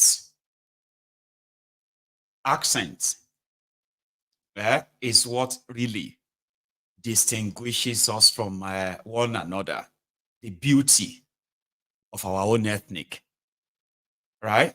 The proximity that we share and many other things that we share as a people, as a group of people, they still won't take away, right, our originality from the, the microscopic, what do you call it, us in the bigger pool of other bodies. You know what I mean? Like, you have a bigger, the bigger body where you are just a fraction of that too. But as the bigger body, you see yourself as a whole. You see yourself as a whole part of that body, right? But Nigeria ensured that the threat of killing and the massacre that they spread among the Easterners at the time, the old Eastern region, where people conveniently could identify, doesn't mean that they didn't have their differences, right? But today, politically, they've divided them, right? However, they've made some more confused. So I found a video of, for example, right? When you see people who are non-Igbos, they may think when we say Igbo people, we are actually talking about one homogeneous group of people. People who came from the same bond, right? That is not it, right? People have their different, their different accents, their different, there's commonality in their language. That is what makes them a people that share the same region. And they won't lose you. I mean, it shouldn't make you lose your identity enough to say, oh, I'm not Igbo because I don't call Owo Ego. We call it this in our own language, sort of. So they have made it more like when we say the Yorubas are one homogeneous people who share the same ancestral. No, we share common ancestral, what do you call it, historical sort of record together. So when you come to Yoruba land, you will see over 100 different accents. That, like, even when some are actually talking, you could barely hear what they are saying, and they are Yorubas. They are part of that Yorubas. So when you are an Igbo and you say, I'm not Igbo, we are Anyoma. I'm not Igbo, we are this. So I'm not Igbo, I'm this or that, simply because your accents are different, right? And we call it dialects. Is that not what we call it? Dialects. Nigeria divided us so much. They made a lot of us lose our own identity, unfortunately. But we will correct that. So I saw this video and I'm like, oh, call me all my, what do you call it, the Igbo members of this temple to come and hear these 3 dialects. and they are all Igbos.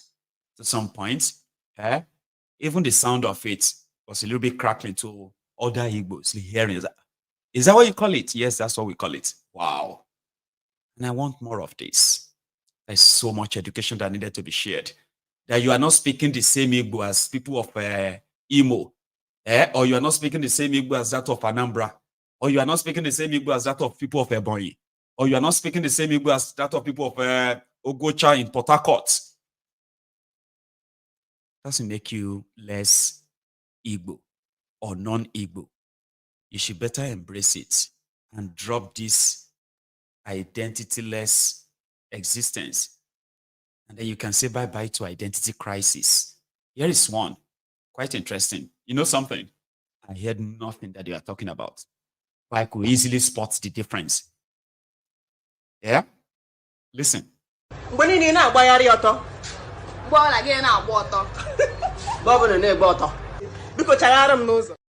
Mind you, for every word that each of them says, another person is repeating the same thing in their own dialect. And the other person, you say something, I will say it in our dialect. You say one Yoruba now, right? And I will say it the way we call it in my own language. Then you will call it the same thing in your own language, right? But you can easily hear themselves or a different dialect. Again.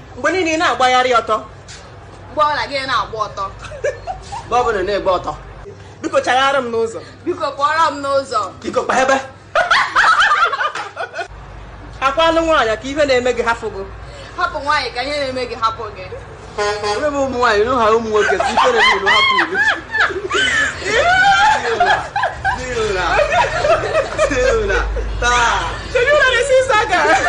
Siula. I'm representing the men here.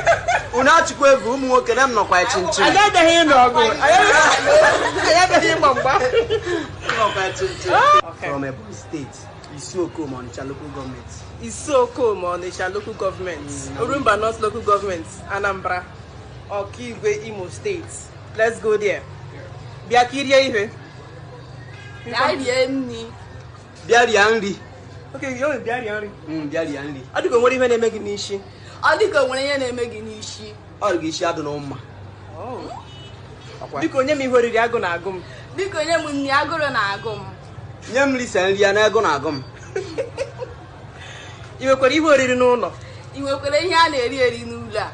I nwere aga m ipe na-eri eri n'ụlọ ya? Ngwa bịa ka anyị fụọ. Ngwa bịa ka anyị fụọ. Bịa sa anyị fụọ.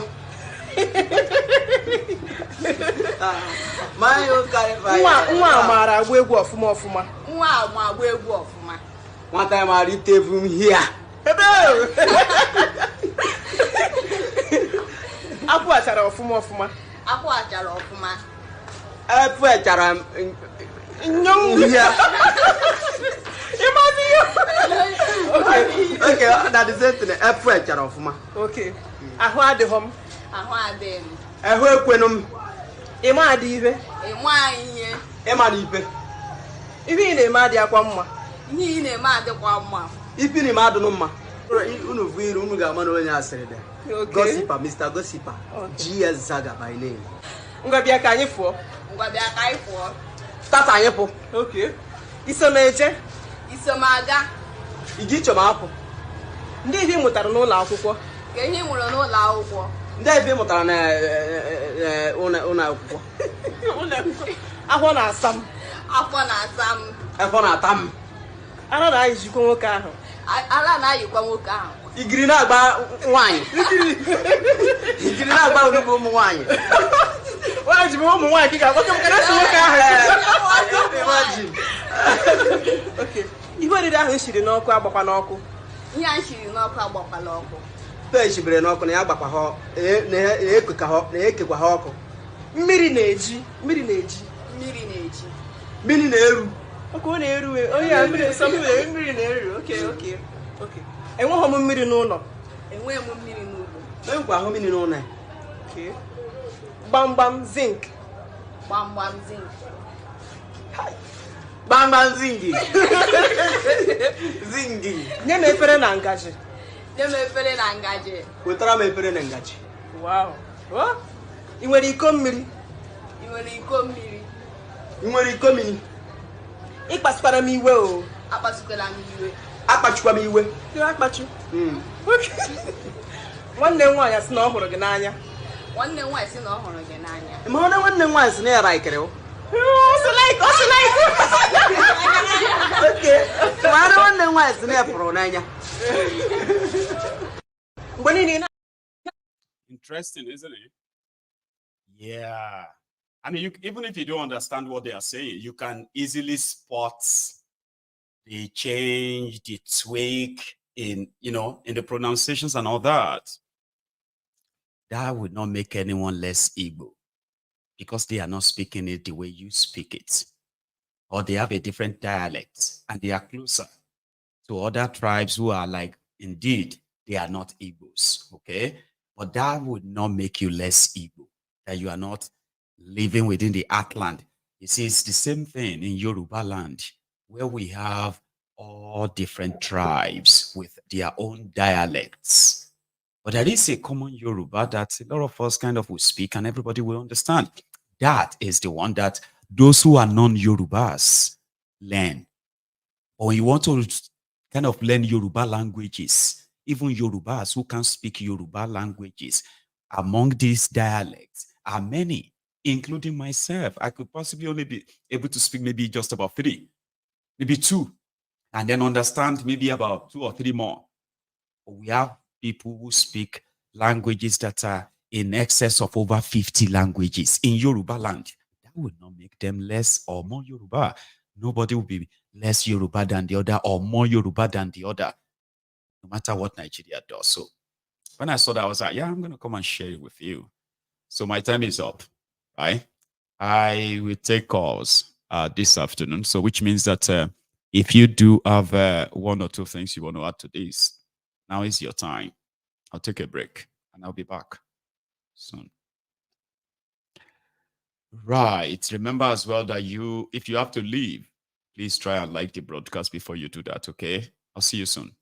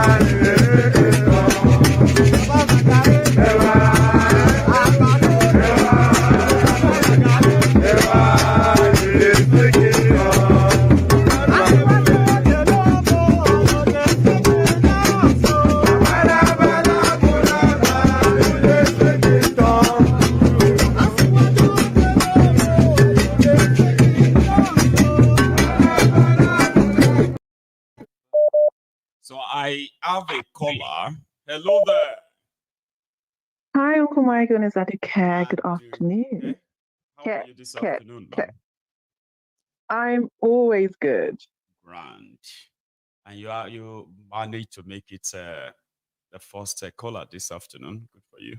Ooh, that means it's going to be a good session. You did try to be on, then somehow the call dropped, and you never really yes. got to get back until later in the evening. Yes. Okay. Good afternoon, everybody in the chat room. I'm good, Uncle. I'm very good. I'm very good. Fantastic. Please. Okay, so I've noticed a pattern of phone calls coming in over the past month. And I really want us to identify the issue here. Why is it that elders keep on calling in and disconnecting themselves from Gen Z?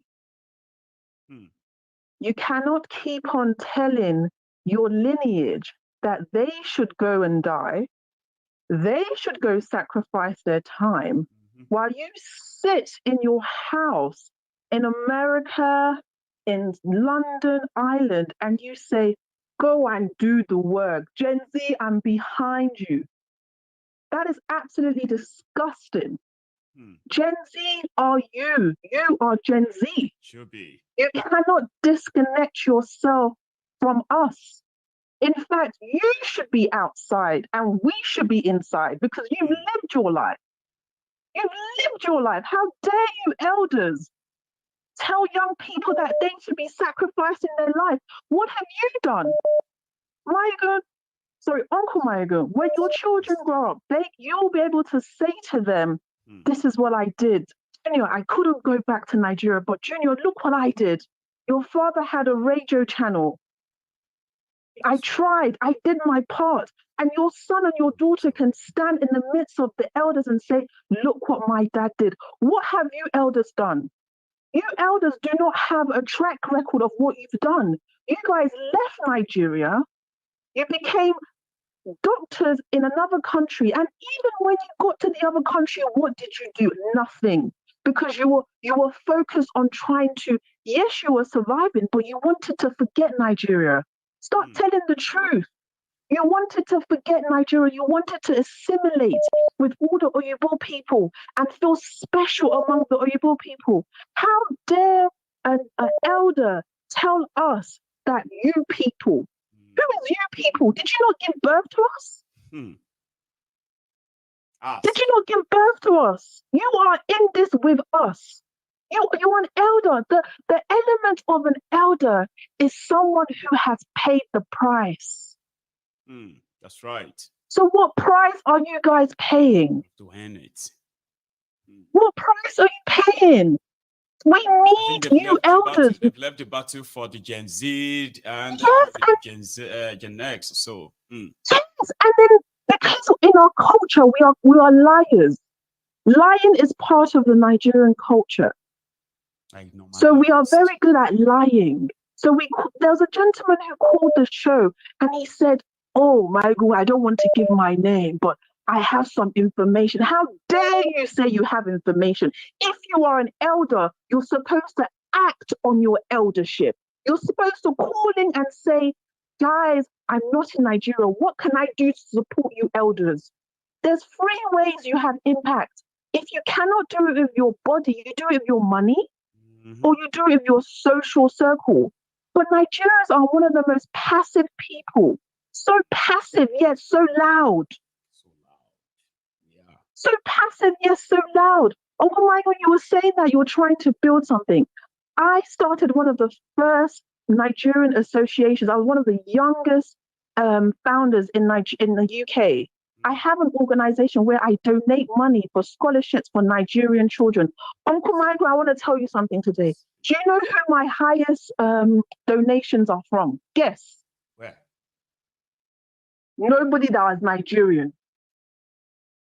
I give money to young, Nigerians in the UK who may come from really difficult backgrounds. Maybe they were orphans, maybe their parents died. So if I raise money to get them into the top schools, Uncle Michael, my donators are not Nigerian. They don't want to donate. The highest donations come from white men, not Nigerian people. I think they donated £2,000. I know. Like we don't see pulling resources together that way to help ourselves as a community, as a thing. We rather have somebody make that money and then maybe come. We don't even care where he makes the money from. We want him to come and say, oh, for this thing that you are doing, I'll give you £1 million. And everybody can just say, yeah, well, we don't have to donate anymore. It's already gave us $1 million. Kind of a thing. And change only happens. I know. And change only happens with action. That's why I want to communicate here. People need to be involved. You need to contribute. You cannot sit there and call. And yeah, you cannot call and say, "Oh, I'm from New York." You know, when I went to Nigeria, so okay, what are you? How? This is the thing. There's 3 ways you can contribute. So many ways. You can contribute financially. You can contribute with your own network of people. Yes. You can say, okay, I cannot be there, but you know what? I have a printing company. Or you know what? Maybe we can donate the water for you guys to do your work. But you cannot disconnect yourself from Gen Z. It is everything else. Yes. How are we allowing them to do this? The elders have to be accountable. What did you guys do? You guys ran away. When will you guys confess? No, you guys ran away or you got involved. And now you're calling in every day, just saying, "Oh, Gen Z. If I was Gen Z, they should go out. Go out with what money, with what food in their stomach." They can't just be by them, you know. People it doesn't work like that, Uncle Maiyegun. You can't just tell people to go out. And secondly, when people call in, let me just keep my tone down. So I don't want to disrespect my elders. If you guys can hear me, I want to open your eyes because you may not even realize you're doing this. When people call in and have the audacity to say, "Oh, the UK is doing this, the UK is doing that." Now your papa died for the UK or the UK papa. The UK have paid their price. No matter how they got there, this is not about morality, Uncle Michael. The UK have paid their price for the wealth their children have today. Absolutely. So you leave Nigeria, you come to the UK. UK has paid their price. Do you know how many millions died in the UK to colonize Africa? You have to pay the price. The role of an elder, Uncle Michael, is the elder that has paid the price. As it should be. Aduke, point taken. Thank you so much. Thank you, Uncle. Okay? You have a good afternoon. Okay. Well, to those of you who are like our elders and what have you, it seems that you would need to show walking. You know what's called show walking? It simply means that when the load of a failed country or a failed society like this rested on the shoulders of the young people, sometimes you shouldn't distance yourself that way. You shouldn't position yourself as advisors only. Yes, you may not be physically involved, even though your physical involvement is most the most valuable it should be. But yeah, not everybody can be physically there, but you cannot, for any reason, be leaving this whole fight to us. But to us on the temple, in the Temple of Truth here, I can speak on behalf of at least some of us, okay, who have shown tremendous support to different kind of projects or support programs that we have put forward here.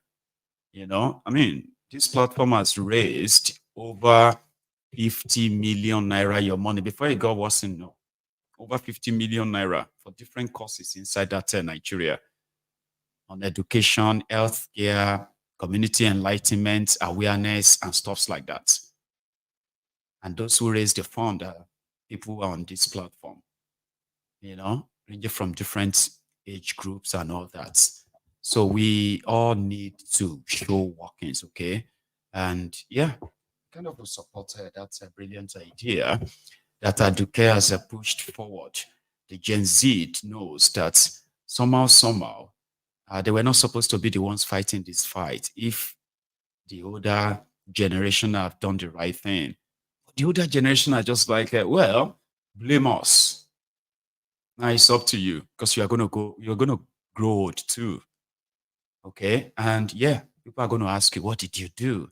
So it is time we cut the chase. Okay? Everybody should, all hands should be on deck. All hands should be on deck. There's no buck passing. That's what Aduke was trying to say there. We all need to be involved.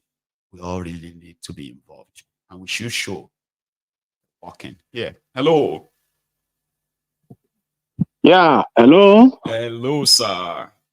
How are you? So this is Olushola calling from Seychelles.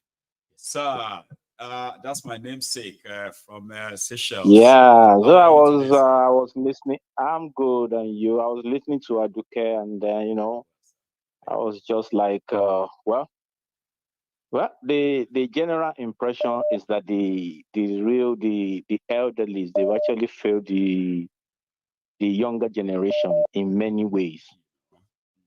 Well, the real impression is this: the way our society is structured. Hello? Yes, sir. I'm with you. The way our society is structured, we believe in more in individualism more than communalism. No doubt. If you look at the general African setting, you will see us that we tend to pay obeisance to few individuals who have made it either by hook or crook. That's right. And then we relegate this. We don't have this issue of everybody must make it. You know, we just have these ways whereby few people will just make it, and then we depend on them. Is that not what they say, sir? That because of the poor, that is why God created one rich. Yeah, that is what they say. They do say that. They say, yeah, they do. Benny, that is what they say. So now that is the reason why, even when we find ourselves outside the enclave of Africa, you see the Pakistanis doing better than us, the Indians doing better than us, because they find out in there is this word in Kiswahili, they call it Ubuntu. Ubuntu means you are because I am. If you are not, I'm nobody. So if there's no Maiyegun, there won't be Templars. If there are no Templars, there won't be Maiyegun. You understand that analogy? So the question is now you will see them. One Pakistani will come. They will stay in one place or one days. They will bring another one. They will put the resources together. They will vow that, okay, if we don't make maybe 20,000 rupees here or $20,000 or some, nobody will go out. There is no ostentatious display of wealth. They understand they need to have that critical mass for them to have that impact, to have that societal impact. But you see us Nigerians, you see us, when somebody just come like this, just make we are so empty, yet we are so loud. Honestly. We will not make any. One guy will just make maybe $5,000, $10,000 or pounds. He will buy watches. He will now buy what we do not need to impress the people that don't care about us. We don't know. We don't know. So that is why you now see Africans, you see us, when they get to diaspora, they know us. Because we major on frivolous and mundane things. Whereas our counterparts, our Indians, our Pakistan, they are building that community. They are building community. You just see in no small time, they will have a community to themselves. Yes. Now, have you ever asked yourself, in that UK, you see all these Indians, all this Pakistan, they own banks, they own community, they own corporation. Now, upon all what Africans have done in UK, in US, in all those ones, how many corporations do we have? What we do is to invest in all those mundane things we have in music, hip-hop, this, hip-hop, that. That is what we do. So we are just, we major on the minor, we major on the minor, and we minor on the major. So it is that concept of communalism. We have imbibed that nature of individualism. So that's why they will say major countries. I've been to Sweden, my family is there, I'm working in Seychelles. You will now see that in those countries, you do not really find all these very rich people, no, it is the basic. They have a very strong community of people with the basics of life. So nobody can really booga for another one that I have this, I have that. If it is in the winter, everybody wear yaka, everybody wear jacket, You don't even know what I'm wearing. You wear the boots. You dress for the weather. You don't dress to impress anybody. So that is the concept. And you see, old habits they die hard. Many of us, it is when we get out there, we're actually shelving this mental model. We're just and even now, even some of our friends, the people you call the Rono Nazis and all those ones, despite the fact that in UK they are in this, they are in that, they have refused to listen. They have refused to change. Yeah, they won't. They took them out of Nigeria. Nigeria was never taken out of them. Because the truth of the matter is, I really believe that it is we, the middle class elite in that Nigeria, in Africa general, we are the main problem. Because we serve as the bedrock for the politicians. That's right. We look forward to be like the politicians. That is why when we abuse them, we do this, and we say, leave them, because it's turn by turn. The civil servants, which you think are the people, they should be called, many of them should be called the evil servants. I think they are actually so evil. Civil servants. They are so evil. They are so evil. Because the question is, we, the doctors, the lawyers, this and that, after reading all those ones, we want to be like the politicians. Yes. We look forward to them. So that is why there will be selective. When people are abusing them, they'll say, no, don't talk to them. Don't talk to them. And don't talk like that. You know, they've done a lot for us. They built borehole. I say, what is borehole, you people? Are you people so stupid? What is, they've built some borehole, they've done something. I think it is the concept of individualism. They will just make some of you rich, so that those ones will be the one talking. Yeah, that's the contact point.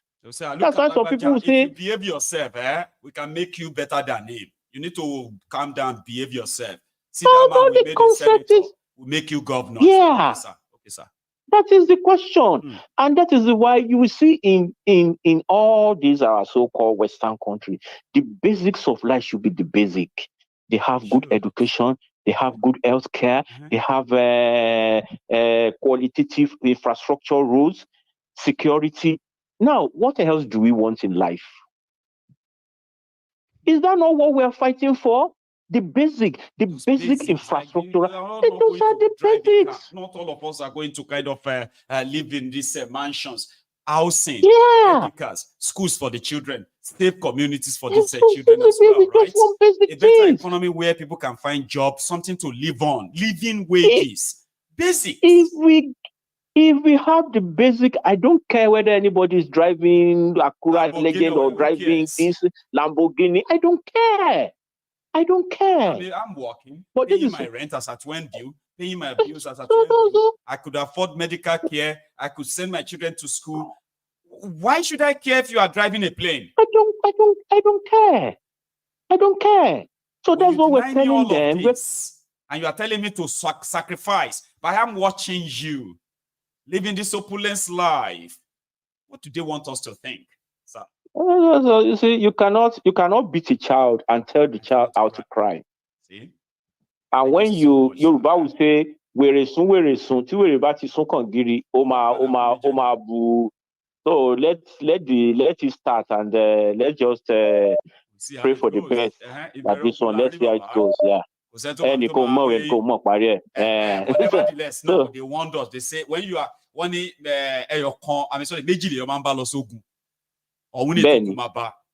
either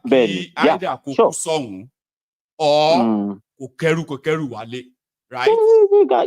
Nobody can even achieve anything in life without risking it. We risk it. God bless you, we didn't know where we didn't know how we are going to reach here. We risk it. So now, even where we are today is a leap. People took leap of faith. Yeah. All of us. If you it's a leap of faith. Today, it wasn't like, well, maybe not all of us, because there are people who actually had theirs, delivered to them. Oh, yeah, go and pack your bag. Those who actually start together and think, they have this thought of, I'm leaving this place. I am. It's a risk. It is You know, my own, yeah, it's a risk. We like some people in the if we perish, we perish. You pay now. That's just it. You get so what do we stand to lose? You have to take that risk. You must take that risk. The risk is just you have no other choice. No other choice. We shall see. Yeah, okay, Maiyegun, let me give others a chance to talk. Yeah, okay, yeah, later. Yeah, bye-bye. I love that. Yeah, you too. I love when my callers come in with you know, this kind of you know, broad perspective to the conversation. Like, it's broad. It's kind of like, I love that. I mean, I love that. Please, if you are still watching me, right, there's one kind of beg I will beg you, and that is, do not forget to like the broadcast. It is so important. Since you are here, now if you are not here, that's different, right? I mean, sorry, that's a difference, right? Hello there. Maiyegun General, good morning. Good morning to you. That's the Prince Adewale, the African Wahala. How are you today, Baba? I'm doing very well, brother. Grant, please. Yeah, thank you for your great show. I wanted to analyze the psychology of some of these criminals in Africa, like Museveni. You know, Museveni is a strong man. That's what they call him.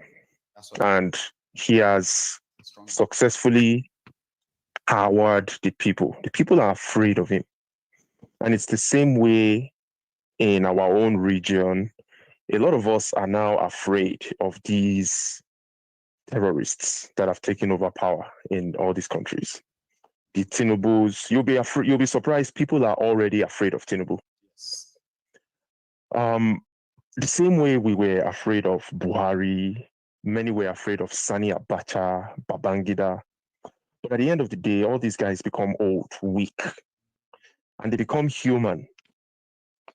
So if there is any other reason to be encouraged to go out there to fight these monsters, is realize that they are humans, and they are afraid too.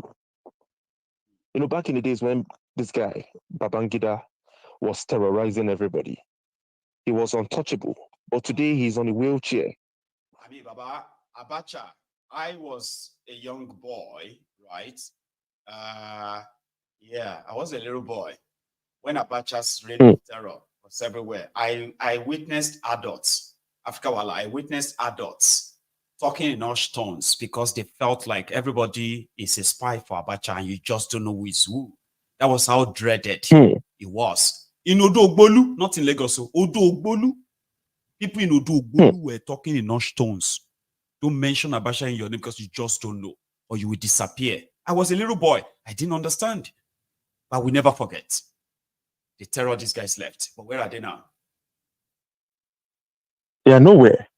Look at this guy. Abacha is 6 feet under. A chicken is a chicken today. A dead chicken. His children that were terrorizing us, where are they? They are nowhere to be found. Nowhere. The only place they have power is inside that contraption. Once they come outside the contraption, they are nobodies. They become... So people, please, we saw Museveni for the first time in 38 years now, Museveni. Look at this guy talking to the people. After threatening them because he's delusional, think about these guys, they become delusional after being in power so long. They think they are really kings and they are untouchable. He's saying, oh, you have food in this country. If you don't bring this problem, you'll meet fire. That's what this guy said. You're playing with fire. Yes. But at the same time, within that little speech that he made, you could hear the concern in his voice. He was still concerned that, listen, if you guys try to stand up against me, it's going to be a problem. So they know that when people come together in huge numbers, they will lose. So if you can encourage anybody, encourage them to go out there, protest. You don't even have a choice at this point. Because people like me in the diaspora, I don't have money. I'm just an average diasporan. But an average diasporan is like a god in a wicked contraption that has impoverished everybody. Made that contraption. Yes, exactly. It's not as if we are anything special. There is nothing special about us. We are regular people. We are hustling. In fact, many of us are broke, virtually. Yeah.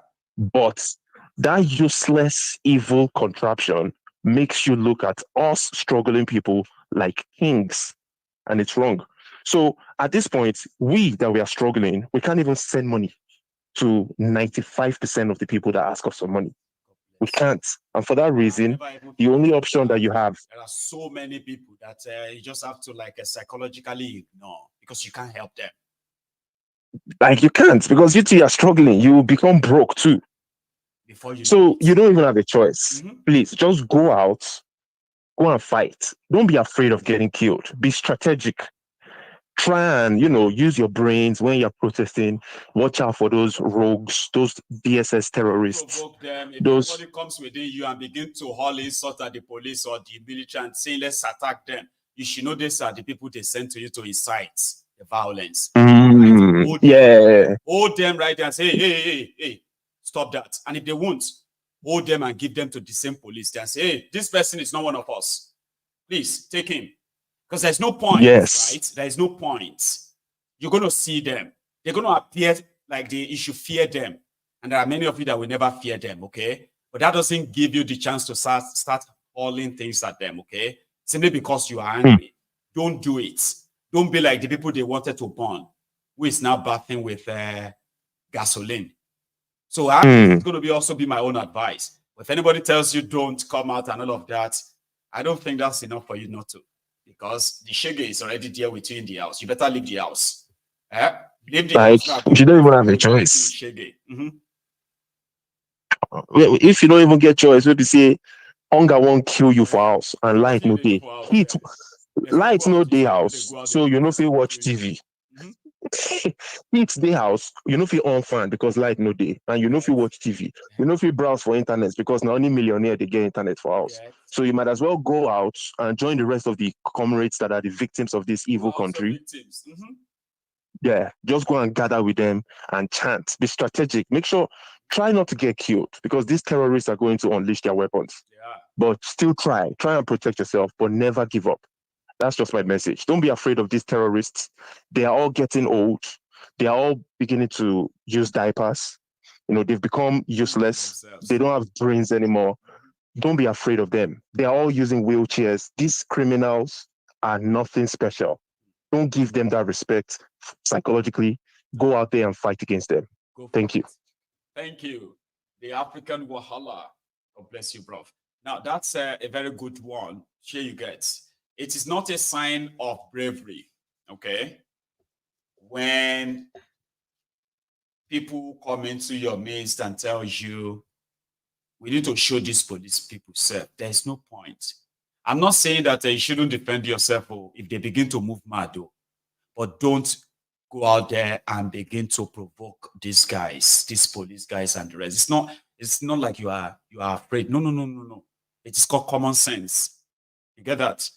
It's called common sense. If you see anybody within your midst, start hauling abuses at the police as they are there, and they are not coming for you, you better warn them and tell them, hey, listen, we are not here for these guys. We are going to that government house. That's where we're going, okay? And we'll get there, right? We will deliver our message to them there and our demands and the rest of that. Do it that way. I know some of you will be like, Maiyegun, are you saying that listen, nobody be picking for here, okay? We know they will misbehave. We know they will begin to shoot. No doubt, I know. But do not give them the reason that they will do it. Let them do it. Let your castle come bust after that. At least you all have your phones, have you? Everybody get their phones. Capture everything as much as you can. We will repackage them for the following day. Make them do mistake, kill one person. Capture it. We will use it the following day. But do not be the reason why they will say, they are abusing us. They are throwing things at us. If you see anybody among you, throwing things or trying to attack, just know that they send them to you. They are not part of the protesters. Pick them up, tie their hands, tie their legs. Tie them together, wait for the police truck, and hand them over. That would be my own advice. Hello. Yes, sir. Mr. Maiyegun, good morning. Good morning. Well, it is morning over there, isn't it? It's afternoon here, though. Yeah, it is. Yeah, it is morning. Actually, I'm on my way from for the doctors appointment. I need to do this PPD medical test, so I'm on my way there right now. So, okay. So you have time for us.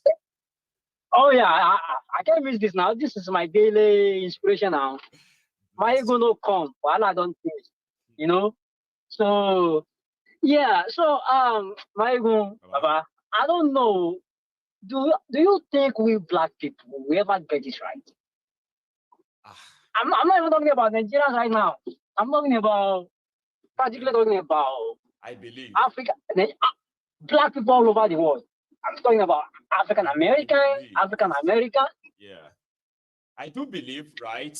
Because there are some African countries that are getting it right.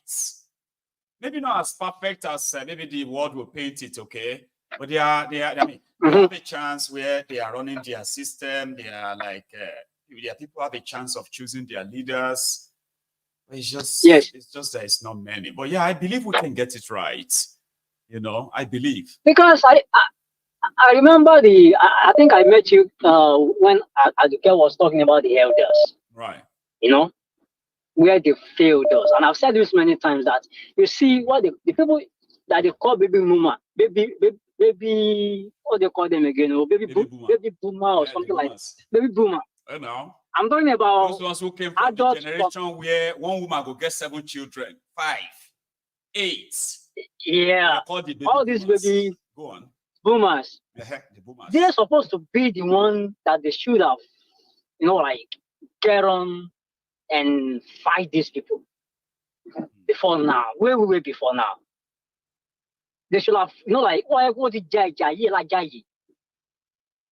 I'm telling you, Baba, they should have done this. And we could have probably built so that we don't have to. Yeah, we shouldn't have to do all this. That's number one. Your father don't go where they said, Agbakiwa Loja Kuroma Tutuwa. One Kuroma Loja Lord Shereba in Zimbabwe. They are cutting their head off. In fact, I'm Loja don't see long. It's like they are breaking the neck of Omotutun this time. Because Siru Shegei, look at where they just born. Look at what they are cutting their head off. Instead of them watching any adversaries that want to cut off all these heads and stand against everything. But they're not doing that. Look at what the gentleman that called before Presidewale called in, talking about Africa, black people. Uniting black people in abroad like this, where we can come together, have a community, stuff like that. The gentleman, the gentleman is very, very valid. Sense of community. Why do we not have sense of community? I have managed to build a community here. Don't let us always kind of leave that, okay? But I think even though it might look strange to some people, you see this idea of us coming together, pulling resources together and pursuing a particular project and all that. We've done that here, but it's true. Our attitude towards this is not always, you can't compare it to others. And when we, even beyond just fund and all that, right? As a community, when we leave Nigeria, we do not. There are people who are doing their best to bring everybody together as a community. It just never worked. It just never worked. And that's it never worked. For us, as black people. That's what I'm saying. That are we ever going to get this thing right? I remember years ago, I did something together for 4 people. Right. I think they call something thiefnubu here. It's like a phone network whereby they can have 4 lines together at the cheaper rate. And I called 4 of my friends. I said, okay, guys, since I have a good credit, let's put it on my name. You know, I volunteered so that to make life easier for everyone of us. Guess what? Wow. We started this program. Every one of them, they won't pay their dues when it's time. They were getting brand new phones. They're not making the installment payment that they're supposed to make.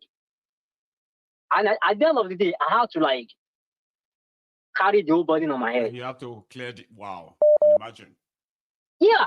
So that's what I'm saying. It is. I really want us to be together, have our own community. There's a place here in Texas here. In Houston. They call it Bel Air. It's Chinatown. Maiyegun, they have banks, all the building structures every day is owned by Chinese. Why can't we have Nigerian community? I don't get it. You see, there's something I found, and I will share it before you go. Okay, just let that be the closest answer we can possibly get. And people who are more smarter and intelligent than myself could even like give us more. Okay, why are we not having sense of community?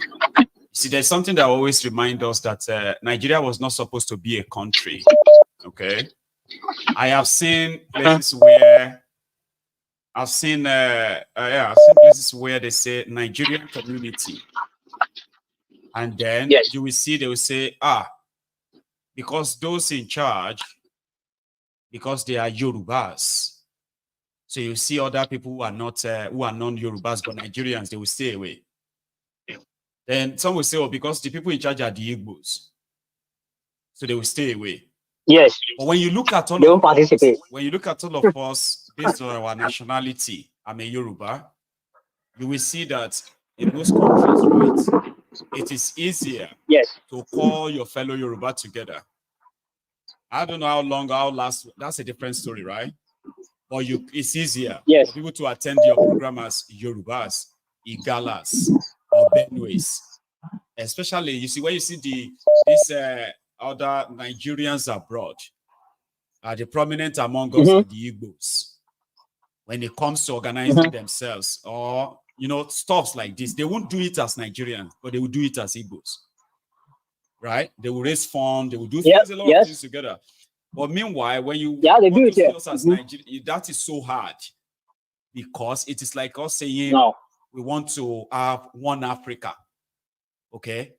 And then we say Ghana, Ghanaians, Kenyans, South Africans. Why are you not joining this one Africa? That's what Nigeria is like, my brother, sir. If we are being honest, that is true. That is very, very true. It's easier for us to group together. That is true. Based on our nationality, whether you are Igbos, Ijo, Ishekiri, Yoruba, and none like that, even abroad. And community is formed around that. But we can't form one as Nigerians. That should tell us something, Sha, I think. No, that is true. That's a very, very valid point. I think that answers a lot. So I'm telling you, that really tomorrow, right? You will still see the Biafrans abroad. They just have to switch it from Igbos to Biafrans. You still see the Yorubas abroad, right? Our community, right? But this community right now, even when Nigeria breaks up or we eventually have this regional whatever, right? It is ideal for people to see that forming an association or building community abroad, especially abroad, is not always about just partying and all that. What that my caller said, Olushola, was that take a look at other nationalities in all these countries. When they build their communities, they put their resources together and they put their foot on ground in any country economically to protect their community. They invest in some of these, top priority businesses in the UK, in America, and they end up even like investing in the politics of these countries in order to establish themselves and protect themselves as a group. I think we should be thinking beyond just having a party, the Owambe, the dresses, and all of that. That's some serious stuff that we can do as a community. Yes, possible. Yes. Thank you, sir. Please go ahead. First one, you have a minute. Yes, that's a very valid point. That really makes a lot of sense. I mean, thank you. Also, our government don't support us. The government don't support us. So no government support anyone. No, it's a shame. Thank you so much. I'm going to take my last call. This is last call, but I'm going to ask my caller to hang in there for a minute, okay? I know I didn't put this up earlier. I'm still raising the fund I'm raising, okay? And I know this may even come out in a bad taste, but it shouldn't be. So I am on the 4th day of my fundraiser, right? And I have just about 10 minutes to go. While I take my last call, please, if you still wishes to contribute to this, my fundraiser, I'm still like 700 pounds short. So if the universe touches your heart, right, to add to this, please help us to add to it, okay? Here is my caller. Hello. Hello, Baba Maiyegun. Hello, sir. Baba, how are you? Greetings, sir. I'm all right, and you? Very well, oh. Still here. Thank you. Yeah, this chick's from Canada. That's bro. Chooks, how are you this morning? I think it's still morning. Isn't it? Yeah. Grand. So, Baba, you are my It's last still caller morning. this It's still morning. morning Yeah. or It's still morning. okay, please. Okay, that's good. Thank you. Yeah. Maiyegun, I want to chip in something pertaining to what one of the previous scholars said about we were raised to live our life as individuals. You know. Yeah, the individualistic I don't. nature of us. Yeah, go on. Yeah, I don't totally agree with that. I think that came into existence when everything became politicized in our society.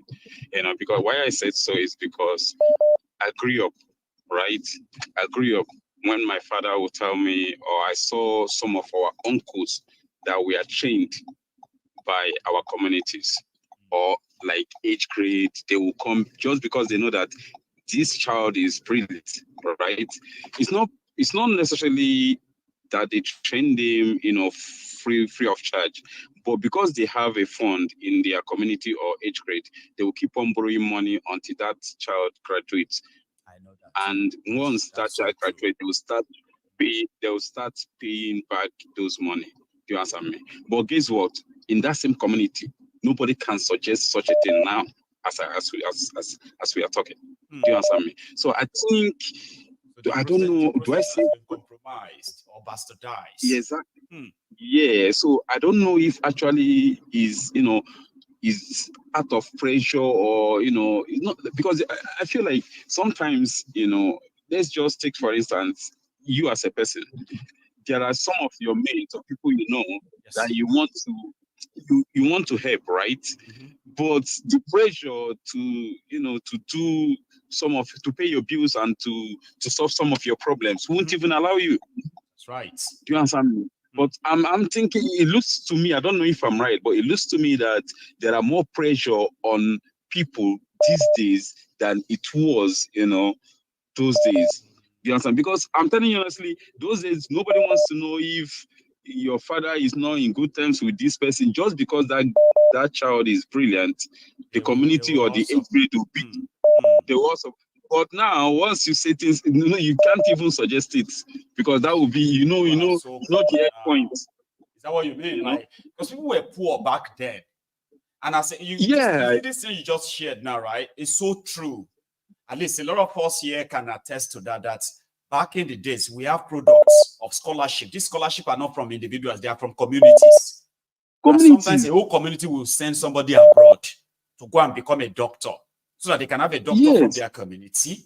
From your community. And they can even come back and establish the first hospital in their community. And to them, that is them investing in his future and their own future too. But these days, it's so different now. Because people, using the word poor, right?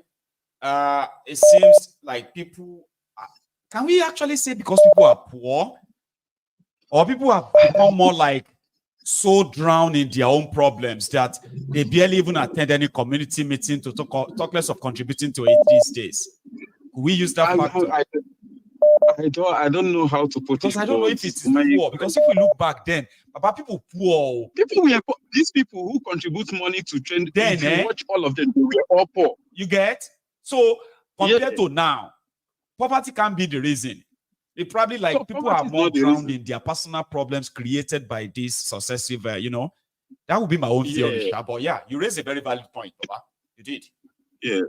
Yeah. So when I see things like that, I don't necessarily believe that was, though they said when a certain life or pattern of life lingers in a place, it becomes a culture, right? Let me just say that is what just playing out. Do you understand me? But at least when we were growing up, we saw something different. Not really this individualism everywhere. Like individualistic now. Yeah. Much. And you are so right as well. You remember the saying that it takes a whole community to raise a child.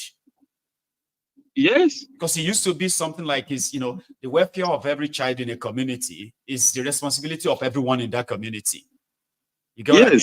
But these days, people are so drowned in their own personal wahala. Wow. Anyway. That's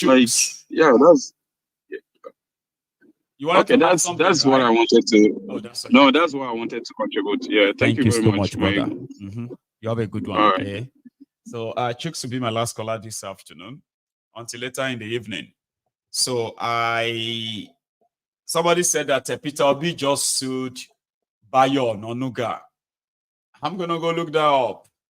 But until then, I want to say thank you to every one of us again this afternoon. Join me later in the evening. Yeah, for whatever I don't know what we're going to have in the evening, but we're going to have something. Okay. But before then, there's going to be a replay from last night that's going to come up in the next few minutes. So if you missed it, you can easily just watch that. Or even if you joined this one so late, if you joined this broadcast late, right, you can go back and watch it from the start. It's quite interesting, people said. Thanks for your time. Enjoy the rest. And use my link. Okay, I'm checking my phone. God bless you as you support. Stay safe, and I'll see you later. Good afternoon.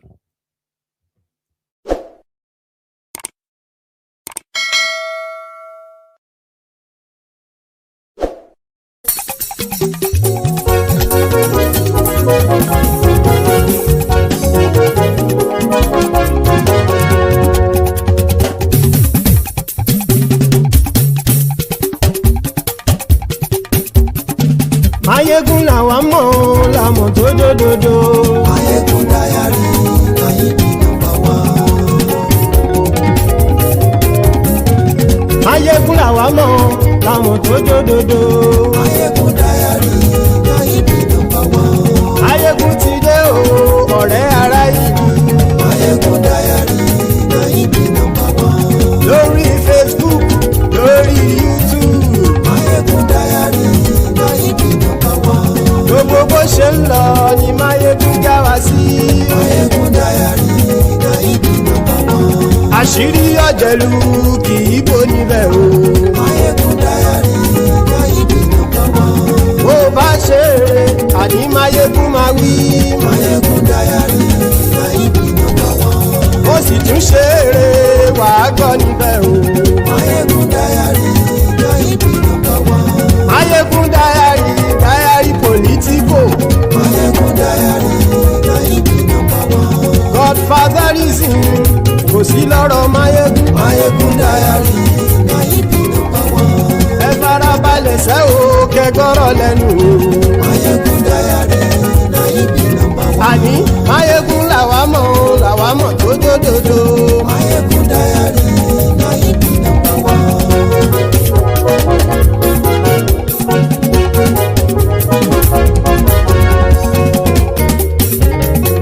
Àní ẹ̀sùn rákì.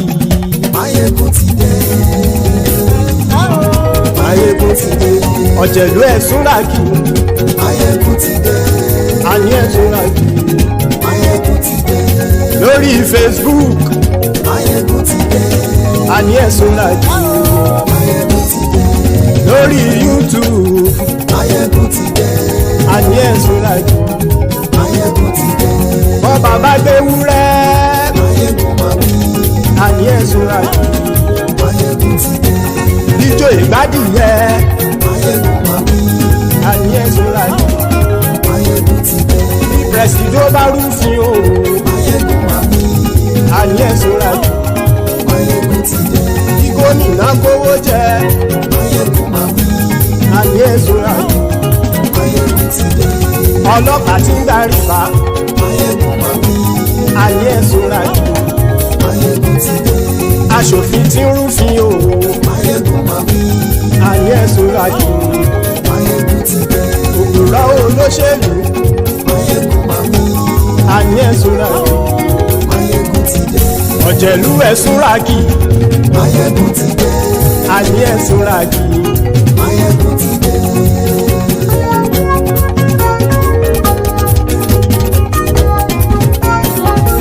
Maiyegun ti dé.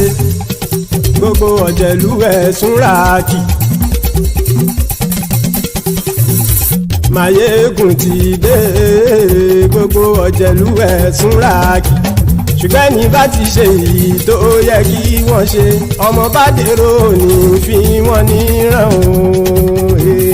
Maiyegun ti dé gbogbo ọ̀jẹ̀lú ẹ̀ súnra kì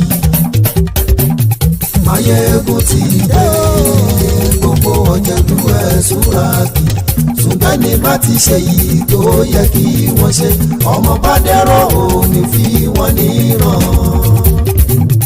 Wọ́n fowó bẹ́ẹ̀ o Maiyegun ó sọ pé wọ́n ò bẹ́ẹ̀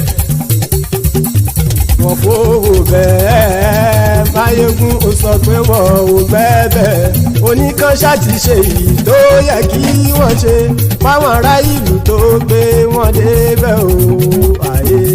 Maiyegun ti dé gbogbo ọ̀jẹ̀lú ẹ̀ súnra kì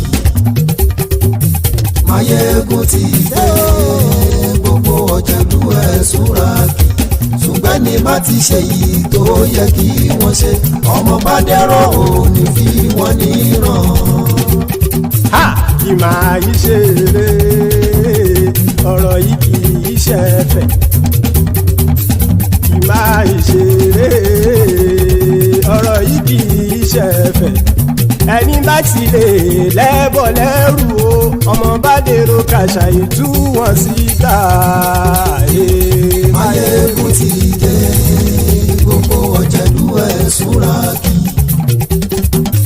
Maiyegun ti dé gbogbo ọ̀jẹ̀lú ẹ̀ súnra kì ṣùgbọ́n ní bá ti ṣe yìí tó yẹ kí wọ́n ṣe ọmọ bá dẹ́rọ̀ ò ní fi wọ́n níran.